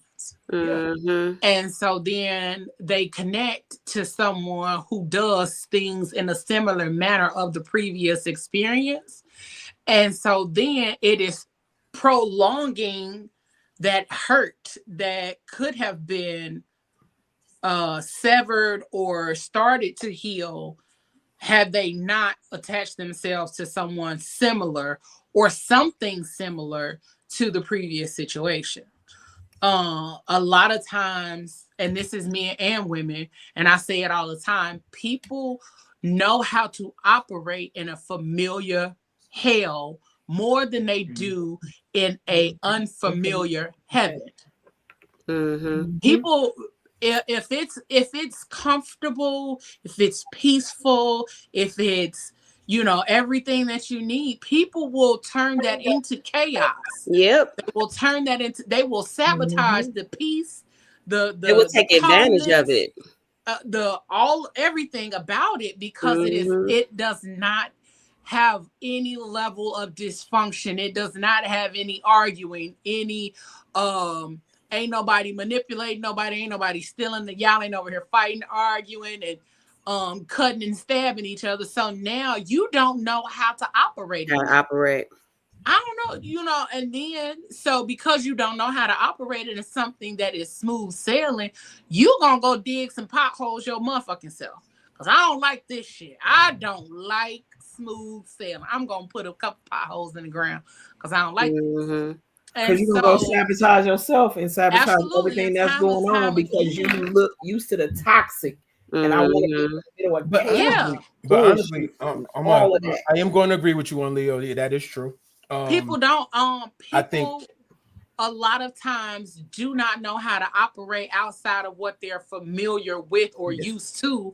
And kind of going back to the videos that of Keita Rose said that, like, why you trying to be nice to me? Why you want to love on me? Sometimes that is that's a defense mechanism because so many people are not used to genuine love or genuine kindness or genuine care.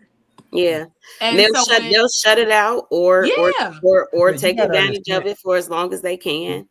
You gotta understand that too. And then they can't get they're never going to be comfortable in that unfamiliar heaven because they in the back of their head is like, it's gonna be something that's gonna trigger this off, and I just need to get back into this chaos. Let me but like I said, I'm just riding it out and finding out that this person genuinely loves you, cares about you, and actually wants to know what's going on with your want, needs, mind, mental state, and all of that. You gotta go back and to sit yourself in the midst of this BS and this chaos and all this noise instead of just getting somewhere where it's quiet. Because quiet makes you sit with yourself and hear things you don't want to deal with that you're not used to hearing or that you don't want to. The hardest question that you can ever ask yourself is to stand in the mirror and say, who am I? What were you going to say, Moses? Yeah, Moses, I'm about to ask you the same thing. No, I'm going to agree with y'all. Sometimes, like, the chaos does make sense. It is comfortable. But that's something I did. Like I said, everything I'm talking about, I talk about from a personal standpoint. I don't really judge it on other views and everything. I did try to basically try to something new. And once I saw that I couldn't handle it, like how I'll be treating you, I was like, you know what? I had to separate myself and be like, I didn't want that because I already picked up on the habits of one, hurting somebody else, and I didn't want that on my heart at all. So that's where. That's where I said I had to basically go back and fuck it, go back into therapy, sit down and really home in on that and just focus on that, and just so I could be better for myself. But yeah, like I said, even though sitting down with therapy is like, it's like you said, sometimes you have to sit down with yourself and just be like, yo, what's going on? Like, and try to, like now, before I remember I used to put up boxes. Now I'm actually opening up the boxes. Wow. And a lot of times I think we fail to understand that when we allow certain love, right? If we allow that to come in, it will come in and it will do it's going to do what it's going to do because we're allowing it in. But oftentimes we are so used to a familiar hell, like you said earlier, that we don't know how to receive the heaven. We're just like, okay, well, and then sometimes we receive the heaven and then we're just like, then you go in there and try to bring your little bit of hell up in there. Yeah, you try to bring a little bit of hell in, or you be trying to burn, you be trying to bring your little horns and pitchfork and shit. Right. You don't belong in here. Or you stick your foot in every now and again to see, you know what I'm saying? You don't even take the heaven seriously. You just like, all right, you still here? But that's what I'm talking about. That's what I was gonna say, Ayla, is that a lot of times when you start sabotaging the stuff, it's really what's good for you. It's really what's going to help you. Or it's going to be a better or different experience that's going to help you along the way. Now, it may not necessarily be something that is long term or that is supposed to be like for life. But sometimes we block our lessons and our blessings because we so quick to run from something. And nigga, that was supposed to be the thing that changed your life. This was supposed to propel you 10 steps ahead, but because you got scared, hell nah, I ain't doing this. I don't know why this motherfucker be checking in on me. I don't know why this motherfucker care about me and all of that other kind of stuff. Like, we see it all the time. It's like, hold on, block. Like, you gonna block? You gonna block? The block somebody who say, keeps let me go and block you you because you got me smiling at my phone too much. Right. What? You gonna block me? Right. I'm blocking you because every time your name pop up on the phone, I start smiling. Nah, I ain't great. Do this. No. I feel like that's kind of insane to do. Like, you know. I mean, not necessarily block, but it is spaces where people will ghost you, right? You'll get ghosted. Yeah, I can feel the ghost part. Yeah, because it's an unfamiliar, like you say, heaven. It makes you feel good, or whatever the case may be, and it's just not sometimes just not fully reciprocated. You know what I mean? And I don't think that people oftentimes who are experiencing that are doing that on purpose. I don't think it's an on purpose thing. Sometimes I think it's just one of those things where you just don't feel like you are. Sometimes we don't feel like we are worthy of that kind of care and that kind of love and that kind of appreciation and admiration. And then, you know, sometimes, and I commend you, right, Moses, for saying I'm gonna go back to therapy, and because I'm not going to bleed on somebody else. Right? Because sometimes we will continuously bleed on people that are trying to constantly patch up our wounds. Yeah. And we're expecting them to just keep patching up the wounds. Man, I ain't no motherfucking seamstress.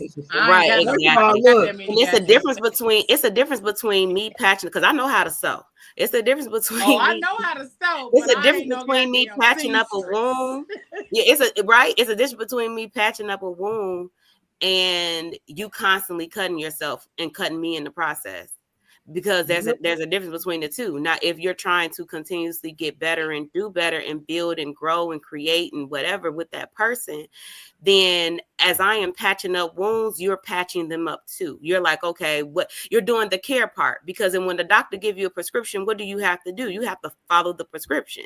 So if I follow the prescription and all the care that the doctor is giving me to do, and I do everything I'm supposed to do, I can heal. I can probably heal faster. I can heal better because I am doing the work. But if I continue to just keep falling, keep hurting myself, keep cutting myself over and over and over again, it's not doing anything but creating more chaos, not just within myself, but the person that is trying to continuously doctor me or seam or whatever up. Because at some point you do got to move in and help with that healing process too. You gotta. I took you to the emergency room. I got you patched up.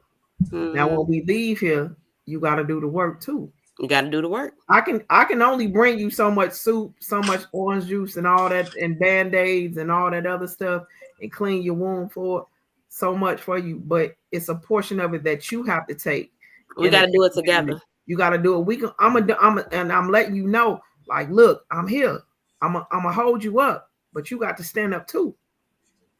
I can't hold you up by myself because you got to hold yourself up, because it's gonna be some days where you got to go out and do something where something may trigger you, but you're gonna like, oh no, we did this, so I'm cool when I know how to handle this on my own. So you got to learn how to handle it on your own as well, and not fear that this person is trying to take something from you, because so many people previously you gave it and they took advantage of it. But then how do I decipher that this person not gonna do the same thing again to me? Yeah, because you're not gonna keep bleeding on me. Yeah.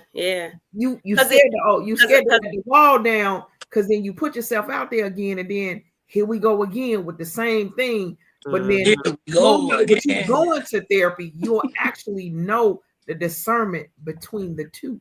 Yeah, like, absolutely. This person really got my back and want to help me take care of this, and they're not doing what they did before. So let me stick with this. But I can't hold them glasses up no more. I almost saw through that wall.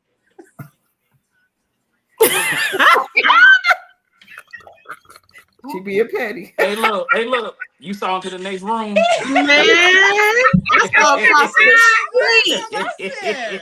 I'm like, what's over there? I can see the hand. I saw your neighbors. Okay, this is a really good question. So Garrick said, how long would you allow someone to grieve before letting them go due to how they grieve? Look, there is no expiration date on grief. There's no expiration date on grief. There is no expiration date on grief. So Trailblazer Radio said we have to be careful of the people we allow in our orbit. That is absolutely true, because a lot of times the people that we do allow in our space are not necessarily meant to be there long term. A lot of us try to hold on to people that are momentary or that should only be there for a moment in time, and then we try to make them lifelong, or we try to make them hold a position that they're not meant to hold. So that's where, like, I've changed my perspective and outlook on the whole idea of applying pressure. I don't want you to apply pressure if I don't like you. And that's the thing, Leo. That's the whole thing with some people. You don't even know if you like somebody. That's what I'm saying. Like, I don't want you to apply pressure if I don't even know if I like you. If I don't even know if our mindsets are in alignment, why are you applying pressure? We got to have some conversations before you apply pressure. Right. Are we even in alignment for us to be on the same page for you to apply pressure and for me to apply it back? No. All right, Steph. What you doing with your life? Right. But see, look, you know what, Leo? That take me back to last week when we talked about when you told dude, dude came to you and said, hey, I want somebody that always got something to do. Exactly. Busy, because I'm always busy. Leo, and then when I aligned this weekend, I'm gonna be busy, and he couldn't take it. Our communication gonna be spotty, and I ain't gonna really. It's not that I'm not gonna answer you. I'm just gonna be busy. Yeah. So my whole thought process on he was busy.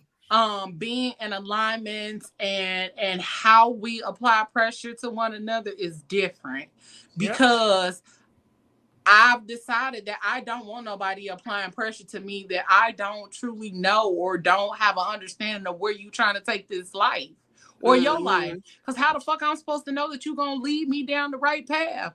You probably can't see past your front porch. But I'm supposed to trust you with my future. No, sir. Let's have a conversation about that first. Let's see where you're going. You leave yourself out of a paper bag, and you want me to let you leave? Period. Okay. Bro. But staying in that paper bag. But Garrick did ask, he said, how long would y'all allow someone to grieve before letting them go due to how they grieve? Okay. Let me put on my therapist jacket. Okay, jacket on. So you really got to grab that jacket out every now and again. For real. Okay, so when we talk about grief, so grief is not a one and done. Okay. So ain't. Grief is not a one and done. Grief is not a here today, gone tomorrow kind of thing. Grief is a process. Whether you start that process today, tomorrow, or next year, it is going to have to happen. You are going to have to grieve. So, when it comes to grief, because it's a real thing. And we've talked about it. I think that was last year. We talked about it last year, yeah. Yeah, we talked about grief. Go check out those episodes on our YouTube channel. Last year in May, we had really great conversations about grief in a lot of different ways. So, but when we talk about grief and being in a relationship while you're grieving, there are several ways to go about grief. And the biggest one, which is the most important thing in a lot of things, is communication. Okay. Now you can, okay. Fuck trying to be correct about it. Okay. Because that's really what I'm trying to do. I'm really trying to be correct about it.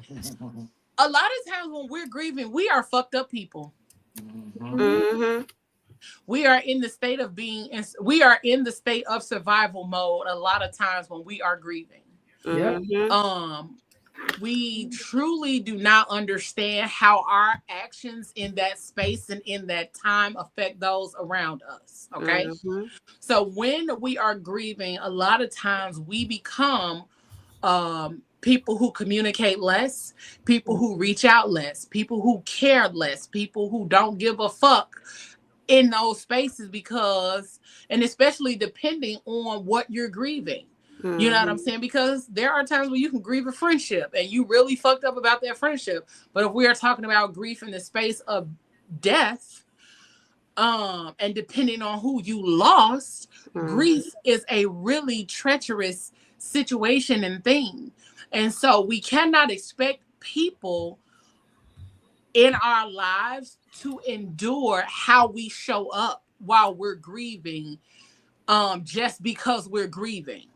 We can't expect people to be in the space of being understanding, caring, loving, always showing up, always taking on what we are piling on without giving the consideration to that person that this is a person that loves me. This is a person that gives a fuck about me. This is a person that cares about me.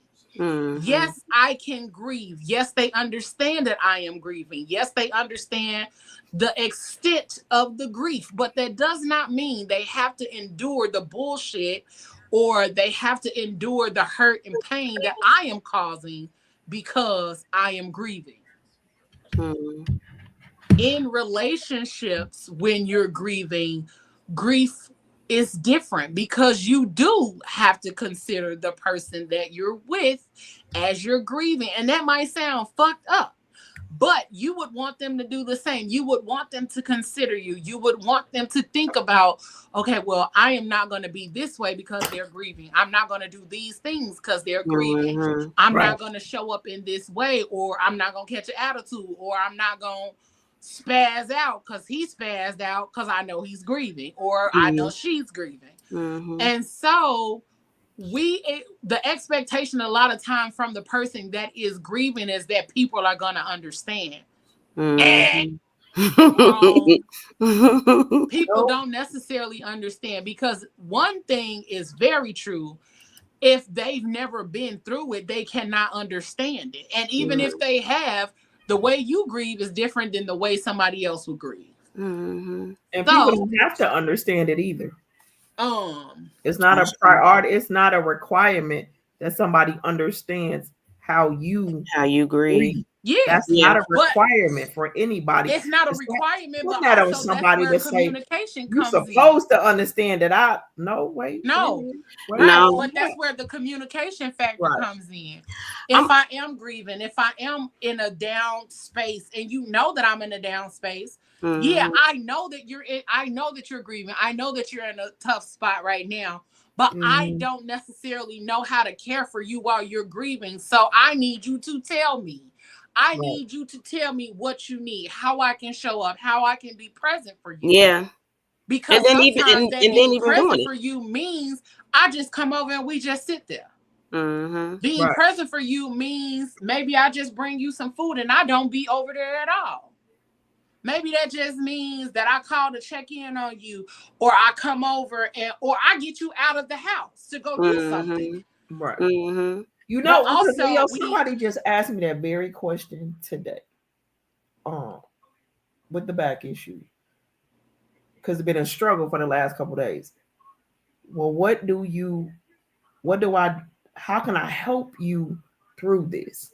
And I had to pause for a minute and say, I really can't answer that right now. Give me a minute. Because I can't answer you right now. Yeah. I can't answer you. That's what it is. A lot of times we don't know how to communicate what we need in certain spaces. We don't. Sometimes y'all be asking me, well, let me know what you need, or if you need anything.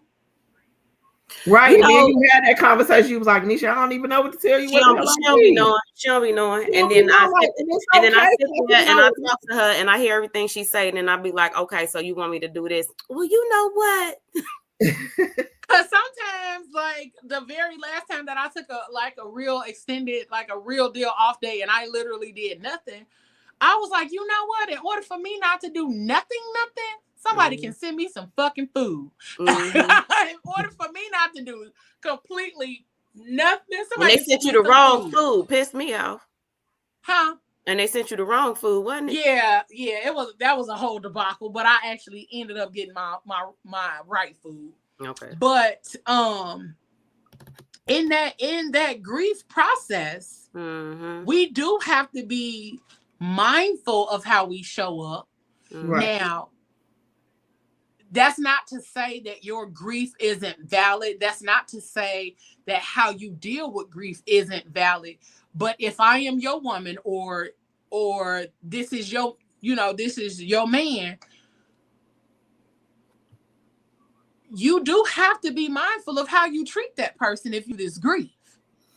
Now, you're not going to talk to me crazy. You're not just going to disregard my heart, my feelings, or you're not going to Why would that middle finger? I put my fingers down. The middle finger. And you're not going to disregard my grief either, because what we don't recognize is that grief is an ever going thing. It's an ever going on thing. Yeah. So I might not be in a sad space or place right now. That don't mean I'm not still grieving. My grief has, I've grown. So the way that I grieve is a little different. But I think a lot of times people just expect somebody to be there when we don't communicate, we don't give consideration, we don't give care, we don't, it's a lot of things that don't we show don't up in those spaces, and we don't show up, we don't speak up, we don't show appreciation for. We don't show appreciation for those people that show up for us in those spaces. And that's a problem too. So, I mean, because it's understandable that sometimes in grief, after a while or doing grief, you just don't have the capacity. You know what I mean? And that's understandable. You don't have the capacity. But then it's like, as long as you don't have the capacity and somebody is and you are in a relationship with somebody, how long do they continue to try to help you through something that either you're pushing them away from, you're not allowing them to, or you're just giving them bits and pieces of yourself? After a while, it becomes like this situation where it's like, damn if I do, damn if I don't type of thing. So if I'm sitting over here and it's like, not only do I have to deal with my everyday stuff, and I got to deal with all of this, or you have to deal with all your stuff and your everyday things. And then here I am, and I'm grieving, and you are over here in pain. I don't even have the capacity to be there for you, because now I'm so stuck in my grief that whatever you're dealing with, whatever you're going through, it just seems like it's nothing compared to the grief that I'm feeling right now. So now it's like, when we're supposed to show up for each other, I can't show up for you at all in those space, because my grief means it's so much. But I'm gonna say this: today we make 4 years that my dad passed away. When my dad passed away, it was a bittersweet situation for me, because I got the call about my dad passing away, and then I got the call that my nephew was born. It was like simultaneously that day. It was the weirdest day ever. I was in a lot of pain. I was hurting. I was also joyful that my nephew was born, but I was in pain. At that moment, all I really felt like I wanted at that time, because at that time I was in a relationship, and I just wanted my person. But that's me, right? I didn't want to push my person away. I didn't want them not to be around me. I wanted their energy and their space, because I needed to feel love, and I needed to feel cared for, and I just needed to know, I needed to be in a space where I knew I was safe, right? And that wasn't necessarily provided. And so I know for me, I'm always provided. That same person, they ended up losing their grandmother. And I tried to provide the space for them that they didn't necessarily provide for me. And instead of them receiving it, they pushed me away. They shut me out. They cheated on me. And all of this stuff was happening. And the excuse was, oh, I'm grieving. Or I'm in pain. That's what I was going. Yes, ma'am. You That know was what going I'm to be my saying? next point, is that we make a lot of excuses, or we say a lot of things that are caused by grief. No, you're really an asshole, and you're trying to use grief as the excuse for you to be able to show up in this way, or to not show up in this way. So there is no, to answer the question, there is no time frame on somebody's grief. So like, there's no, okay, I'm gonna give you 6 months. No. Cause fuck you for trying to give me 6 months when I'm grieving. But there ain't no time frame for that. No, there isn't a time frame. But how you show up and what you do in that space of you grieving, and how you treat me in that space, will determine if I will be present, or if I choose to stay in this relationship, or in this space with you while you grieve. Because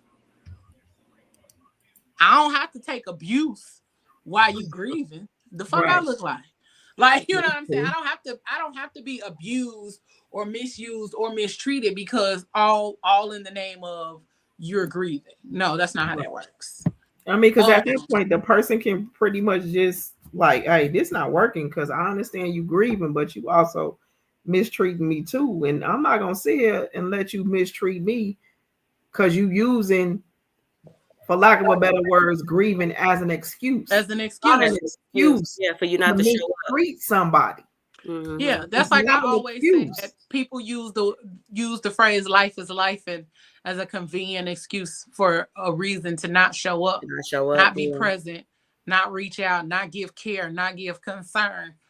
Like, a lot of us use things that we know will result in compassion from somebody else. Oh, my bad, I didn't mean to treat you that way. I was grieving. Okay, but that still doesn't mean we have to reconnect. That still doesn't mean that we have to get back together or nothing. Like, I can respect the fact that you were grieving, and I can respect the fact that you had a lot going on, but I'm good, because the next thing that may happen may cause you to act the same way. So I'm good on that. We good.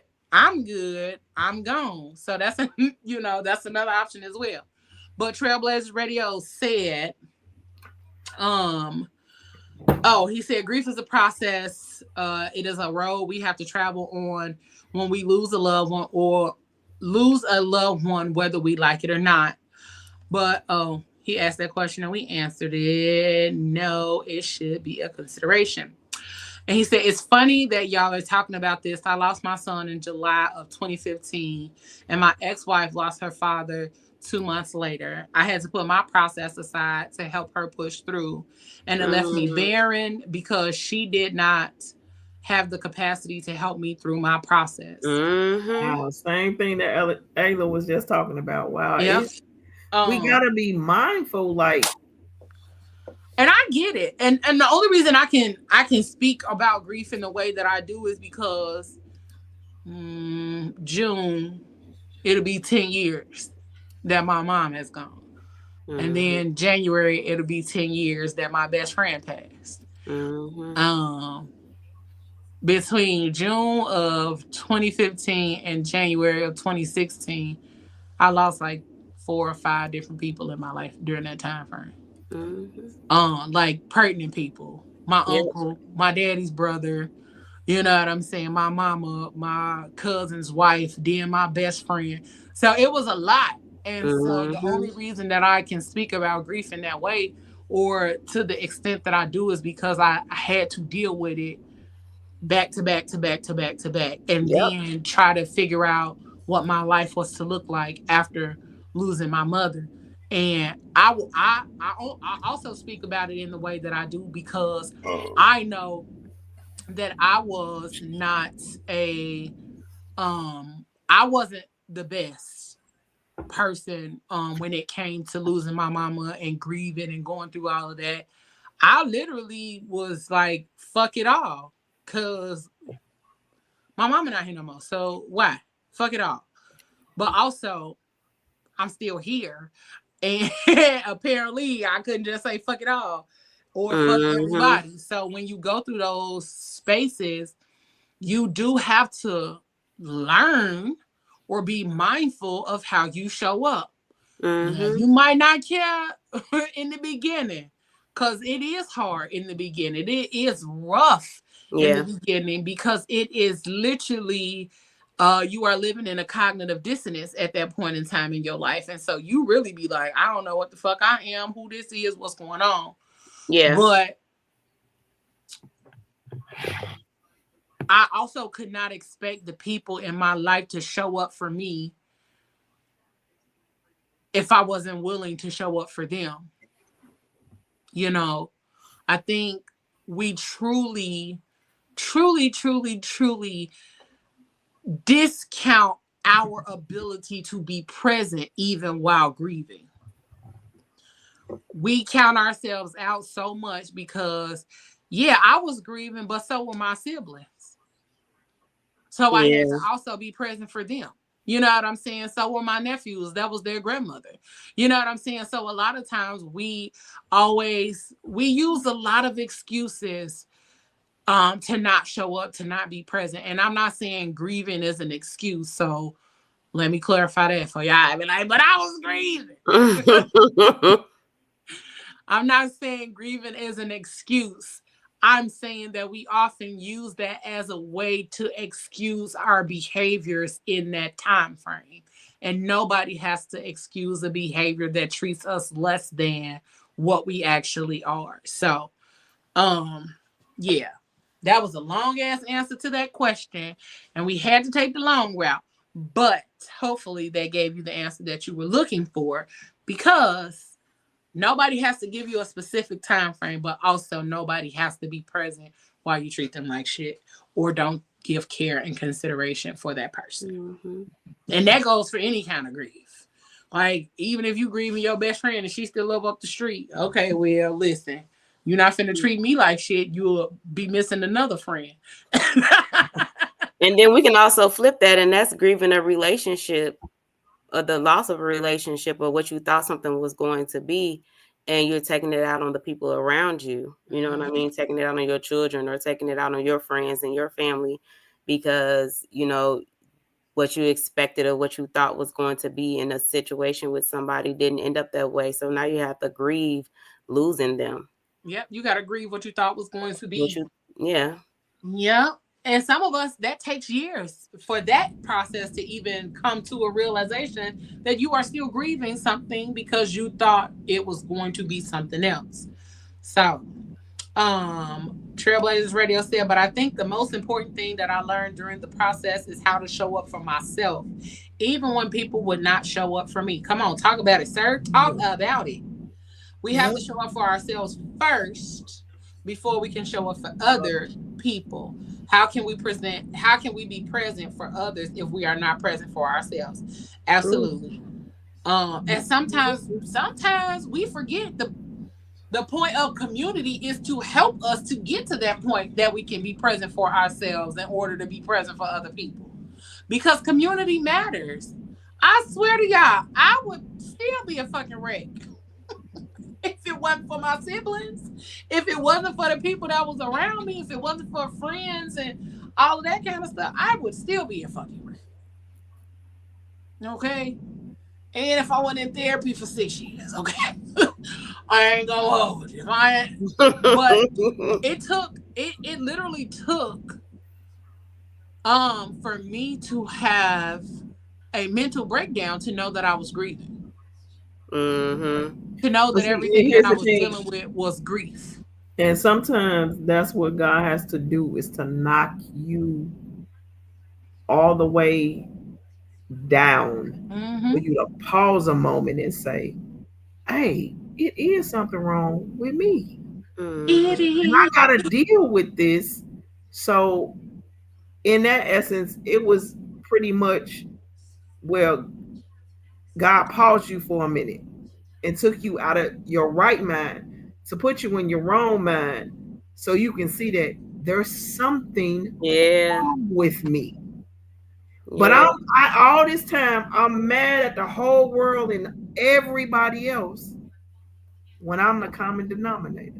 You know what's crazy about what you just said? Well, my pastor literally just spoke on this about a week or so ago, and he was saying how grief, there's a lesson in grief too. Mm-hmm. Very much. There's a lesson in grief too, because grief can do one of two things. Grief can show us the worst of ourselves. We can bring out the best of ourselves. Yep. Is one or the other, and it's completely up to us to make the transition. I choose in my group, because I lost a lot of people. You know, I just recently lost my cousin, and it was scary because, you know, she passed in a car accident, and I just had one. You know what I mean? So it was like, and just looking at the transition of all of that, and how, you know, it just did something to my mental, right? But it's just kind of understanding that even in the midst of grief, right? It's nothing but love. I saw this before, and I keep it. It's love transcended, right? It hasn't. The person hasn't necessarily the spiritual. I mean, the body of the person has left, but the spirit of the person hasn't.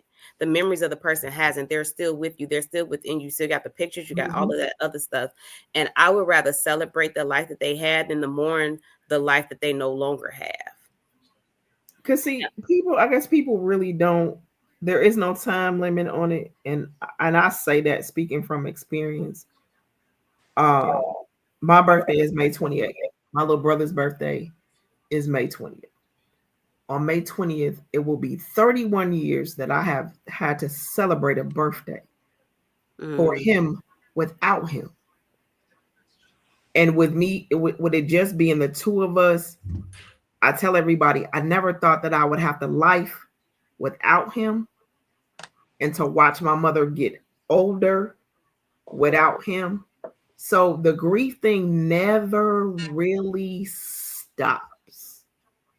It is never, we learn to live with it.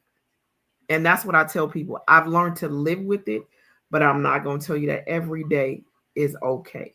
Because at any given moment, at any moment in time, and it happened to me Sunday morning, getting ready to go do a vending spot. It happened. I had a whole freaking meltdown for like an hour. A whole freaking meltdown. Like an hour. it does not stop. And stop putting limitations and saying to people, well, you should be over that by now. Who the hell are you to tell me to be over somebody or something? You can go sit your ass on a cactus for real. Not to go. Stop telling people that you should be over that. Anisha, huh? You sounded like somebody old ass grandma with that. Don't tell nobody that you should be over that by now. How dare you tell anybody? And here's the thing. When somebody passes away, this is the one question that I hate for people to ask people. Well, what happened? Healing does hurt. Yeah. Why does it make a difference? What happened? They not here no more. They're not here no more. Why would you ask somebody that? Shoot, I was at work listening to. I was at work listening to music, and then I always try to block this day out, and I blocked it, and then I got a text about my cousin's my nephew's birthday, which reminded me of my dad's passing, and I was just sitting at my desk just working, just tears. And then I was like, okay, what am I going to do today? And I went, and when I got off of work, took my butt to Walmart, and I got me some ice cream. And I'm like, I'm gonna eat me some ice cream, and I'm gonna deal with this, later. I'm probably gonna cry again. I don't know. You know what I'm saying? And it's okay. And it's okay. It's okay. And I think that's the part that sometimes when we're going through grief, it's one of the hardest things to really just be like, it's okay. It is okay to grieve. And then it's okay to be happy after the grief. Yeah. I think for me, trying to figure out what I feel is usually the hard part, or how to navigate those spaces. Like, do I talk about it? Do I create content? Do I write? What do I do in this space? Because sometimes spirit reminds you of certain things. And so, what was the end of April? 26th, I think, to be exact, was the day my mom went into the hospital.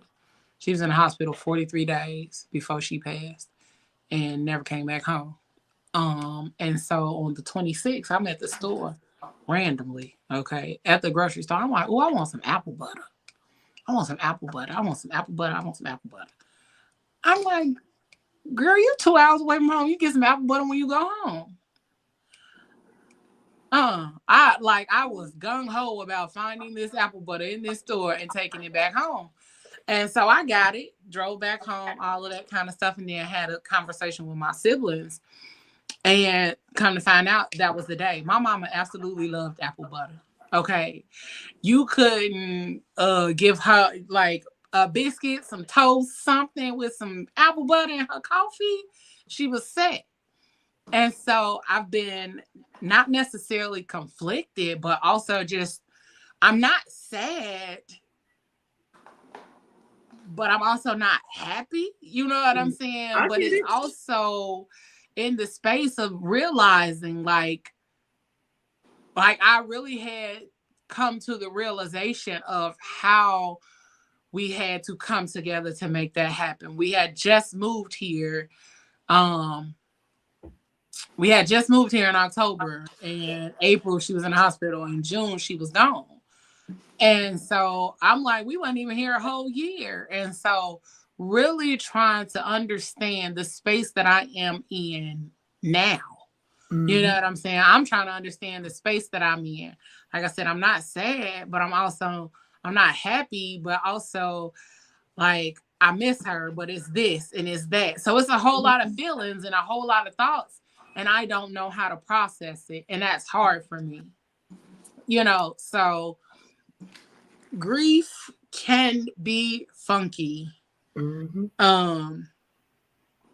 Hell, grieving your former self after grief is even funkier, because you thought that there were things that you were going to experience or be or do or plan or be a part of that you weren't able to because of grief or because of the way life shifted because of the grief. So yeah. We didn't really get back to the petty, but I'm glad we over here doing some healing. We're doing some, because here's at the end of the day, and we're doing some healing. I said what I said because May 20th will be 31 years that my little brother has been gone. And the day before, I gotta go lay on the table to get my back fixed. And he's gonna be right there with you. And my mama said, "Why did you pick that day?" And I said, "Because the next day is his birthday. So I know that I'm cool." And this thing has been bothering me until they called and said, "Anisha, well, it's May 19th. Is that okay?" And before I knew it, it just came out absolutely. Mm-hmm. And when I got off the phone with her, I cried uncontrollably. And I was in the freaking airport. Mm-hmm. And I cried, and I'm like, this is the signal that I needed just to say, it is well. And it's gonna be, honey. And it's gonna be well. And it was the signal that I needed for my little brother to say, go on, do what you gotta do, sis. I got you. We good. Mm-hmm. Really? So there is no expiration date on this thing called grief. Because at any moment, at any time, it could pop up out of nowhere. You could be perfectly fine, not even thinking about the person or the situation or the relationship. And there it is, smacking you dead in your face. Absolutely. So never give anybody an expiration date or a time to stop grieving, but also be mindful of how you treat people in the midst of your grief, because they don't have to accept being mistreated by you. Hell no. They don't have to accept that. And they don't have to stick around to keep dealing with it. And it's not that they're leaving you and you want to throw that, well, you leaving me and I'm grieving, but you also mistreating people. Mm-hmm. Be mindful that yes, your feelings are hurt, but now you hurting somebody else's feelings. So you have to be mindful of how you move in that grief too. Absolutely. I do have some petty videos though before we go. Let's see. I got a few petty. Let's see. Little chuckles, you know, the lighten the mood. Let's see.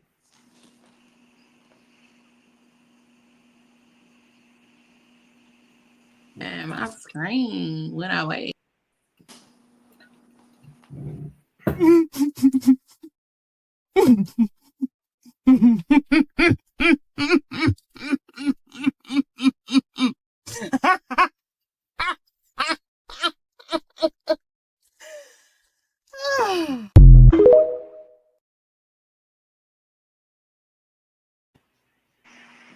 I will pray for you, but if you get on my nerve, I will cuss you smooth out. My mouth ain't under control yet, and I can throw these hands. And let me tell you something, if I get my hands on you, I promise you, you're going to know you've been in a fight. But I'm trying not to go there because I'm in transition. Mm-hmm. Mm-hmm. Yep, that's it. I keep telling y'all, stop playing with me when I'm in transition. Ooh, stop playing with people when they in transition. That's the worst. Because I'll fight you, bro. And they working on getting better and doing better for themselves, but you pushing them back into that space where, and I tell everybody, I still got a cup full left. Please don't make me use it. We got a couple more, then we out.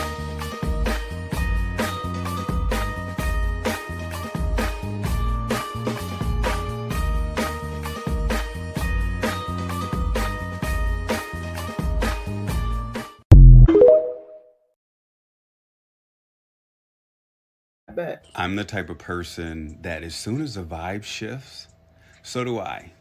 Right in the reverse, okay? And I'm talking that old stick shift reverse too, that skr, okay? You know, I just don't do well with bad vibes, so I'm actually doing you a favor by getting on out of there, you know, because you don't want the other side. I'm healing, not healed.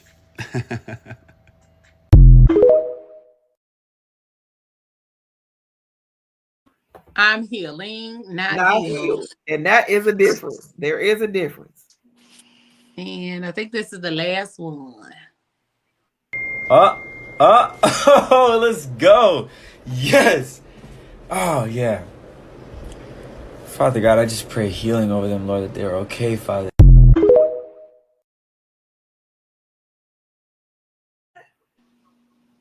That joy be petty as hell. When you know somebody that going through some shit that they deserve. Yes. Okay, but God for real. Right, but God for real. Make sure they cover them and make sure it's straight. Cause what? But thank y'all so much for tuning in. Thank y'all so much for the vulnerability and the space that y'all entered with us on this evening. We talked about petty, but we also talked a whole lot about healing and a whole lot about making sure that as we are going through our healing, that we are treating the people that are there along that journey with care, consideration, and concern. Okay. We can't be out here expecting people to give a fuck about us, and we out here acting like we don't give a fuck about them. Okay, okay, all right. You know, we gotta be mindful. Be mindful, but also join us because we're gonna come back tomorrow. Tomorrow we are having a special edition episode with none other than Prince Rozzy. Rozzy is one of the PGC fam. He is one of our fan favorites. He is coming to talk with us tomorrow about his new single, Hand. Y'all can find it on all music streaming platforms. I found mine on Apple Music. Okay. So make sure you go check out the song and then come have a conversation with us tomorrow with none other than Prince Rozzy. He's been here a time or two, and I think the last time was about a year or two ago. So come on, he's coming back, kicking it with the fam. So y'all come up in this thing and join us as we talk with Prince Rozzy on tomorrow.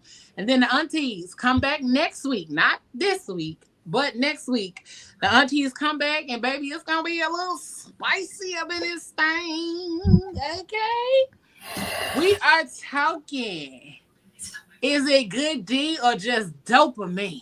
Okay. The science behind love, behind sex, love, and attachment. Okay. Wow. It's a different kind of conversation that we have it on PGC After Dark when it comes to mental health awareness, because dopamine or good D is about your mental health. Okay. Because if it's good D and the dopamine is kicking in, we might be out here crashing out in the end. So we gonna talk about that with the Crazy Rich Aunties. We come back next week. Y'all know we do 3 Fridays out the month, so we'll be back next week, not this week. All right. Once again, we want to thank those of you all for tuning in. We want to thank Sarkerrigan's Media Group for allowing us to stream on their platform. Make sure you guys check out Confiance, the Experience Fashion Show, coming next month, June 21st. In Huntsville, Alabama. Go to fullfigurefierce.org to get your tickets and all of that good stuff. Make sure you go check out all of the past episodes of PGC Tuesday and PGC After Dark. But also, we got great stuff coming down the pipeline. Your girl, I be doing stuff, okay? And so does all of our peoples on here. And Doc got something coming down the pipeline too. So y'all get ready, all right? Is he throwing gang signs up? What kind of Dr. Gang sign was that? I said peace. He said peace. Yeah. Yeah. You the only one over there thinking it's a gang sign. What kind of Dr. Gang sign is that? But we want to thank y'all for tuning in to the Phat Girl Chronicles. Make sure y'all catch us next Tuesday at 8 p.m. Okay. Next week, let me make sure I got it correct, because we did. This week was, and can we give it up for the picture? Okay. Can we give it up for the middle finger? Okay. Because I'm petty, but I'm also healing. He was asked to take that trash out. Listen, make sure you take it out. And next week, it is healing, but make it hood. Okay. Talking about unconventional mental health practices from the culture. All right. So make sure y'all tune in next week. We getting ready to get up out of this thing. We love y'all. We appreciate y'all for everything you do, every way that you show up. Make sure you share with your peoples, YouTube, Facebook, Instagram, Twitch, whatever floats your boat or helps you find your lost remote. Make sure you share the Phat Girl Chronicles in every way possible. Okay? And shut up, y'all. What? Whatever floats your boat. Y'all don't know that's from a song? Oh, man. Y'all know I be quoting songs and random conversations.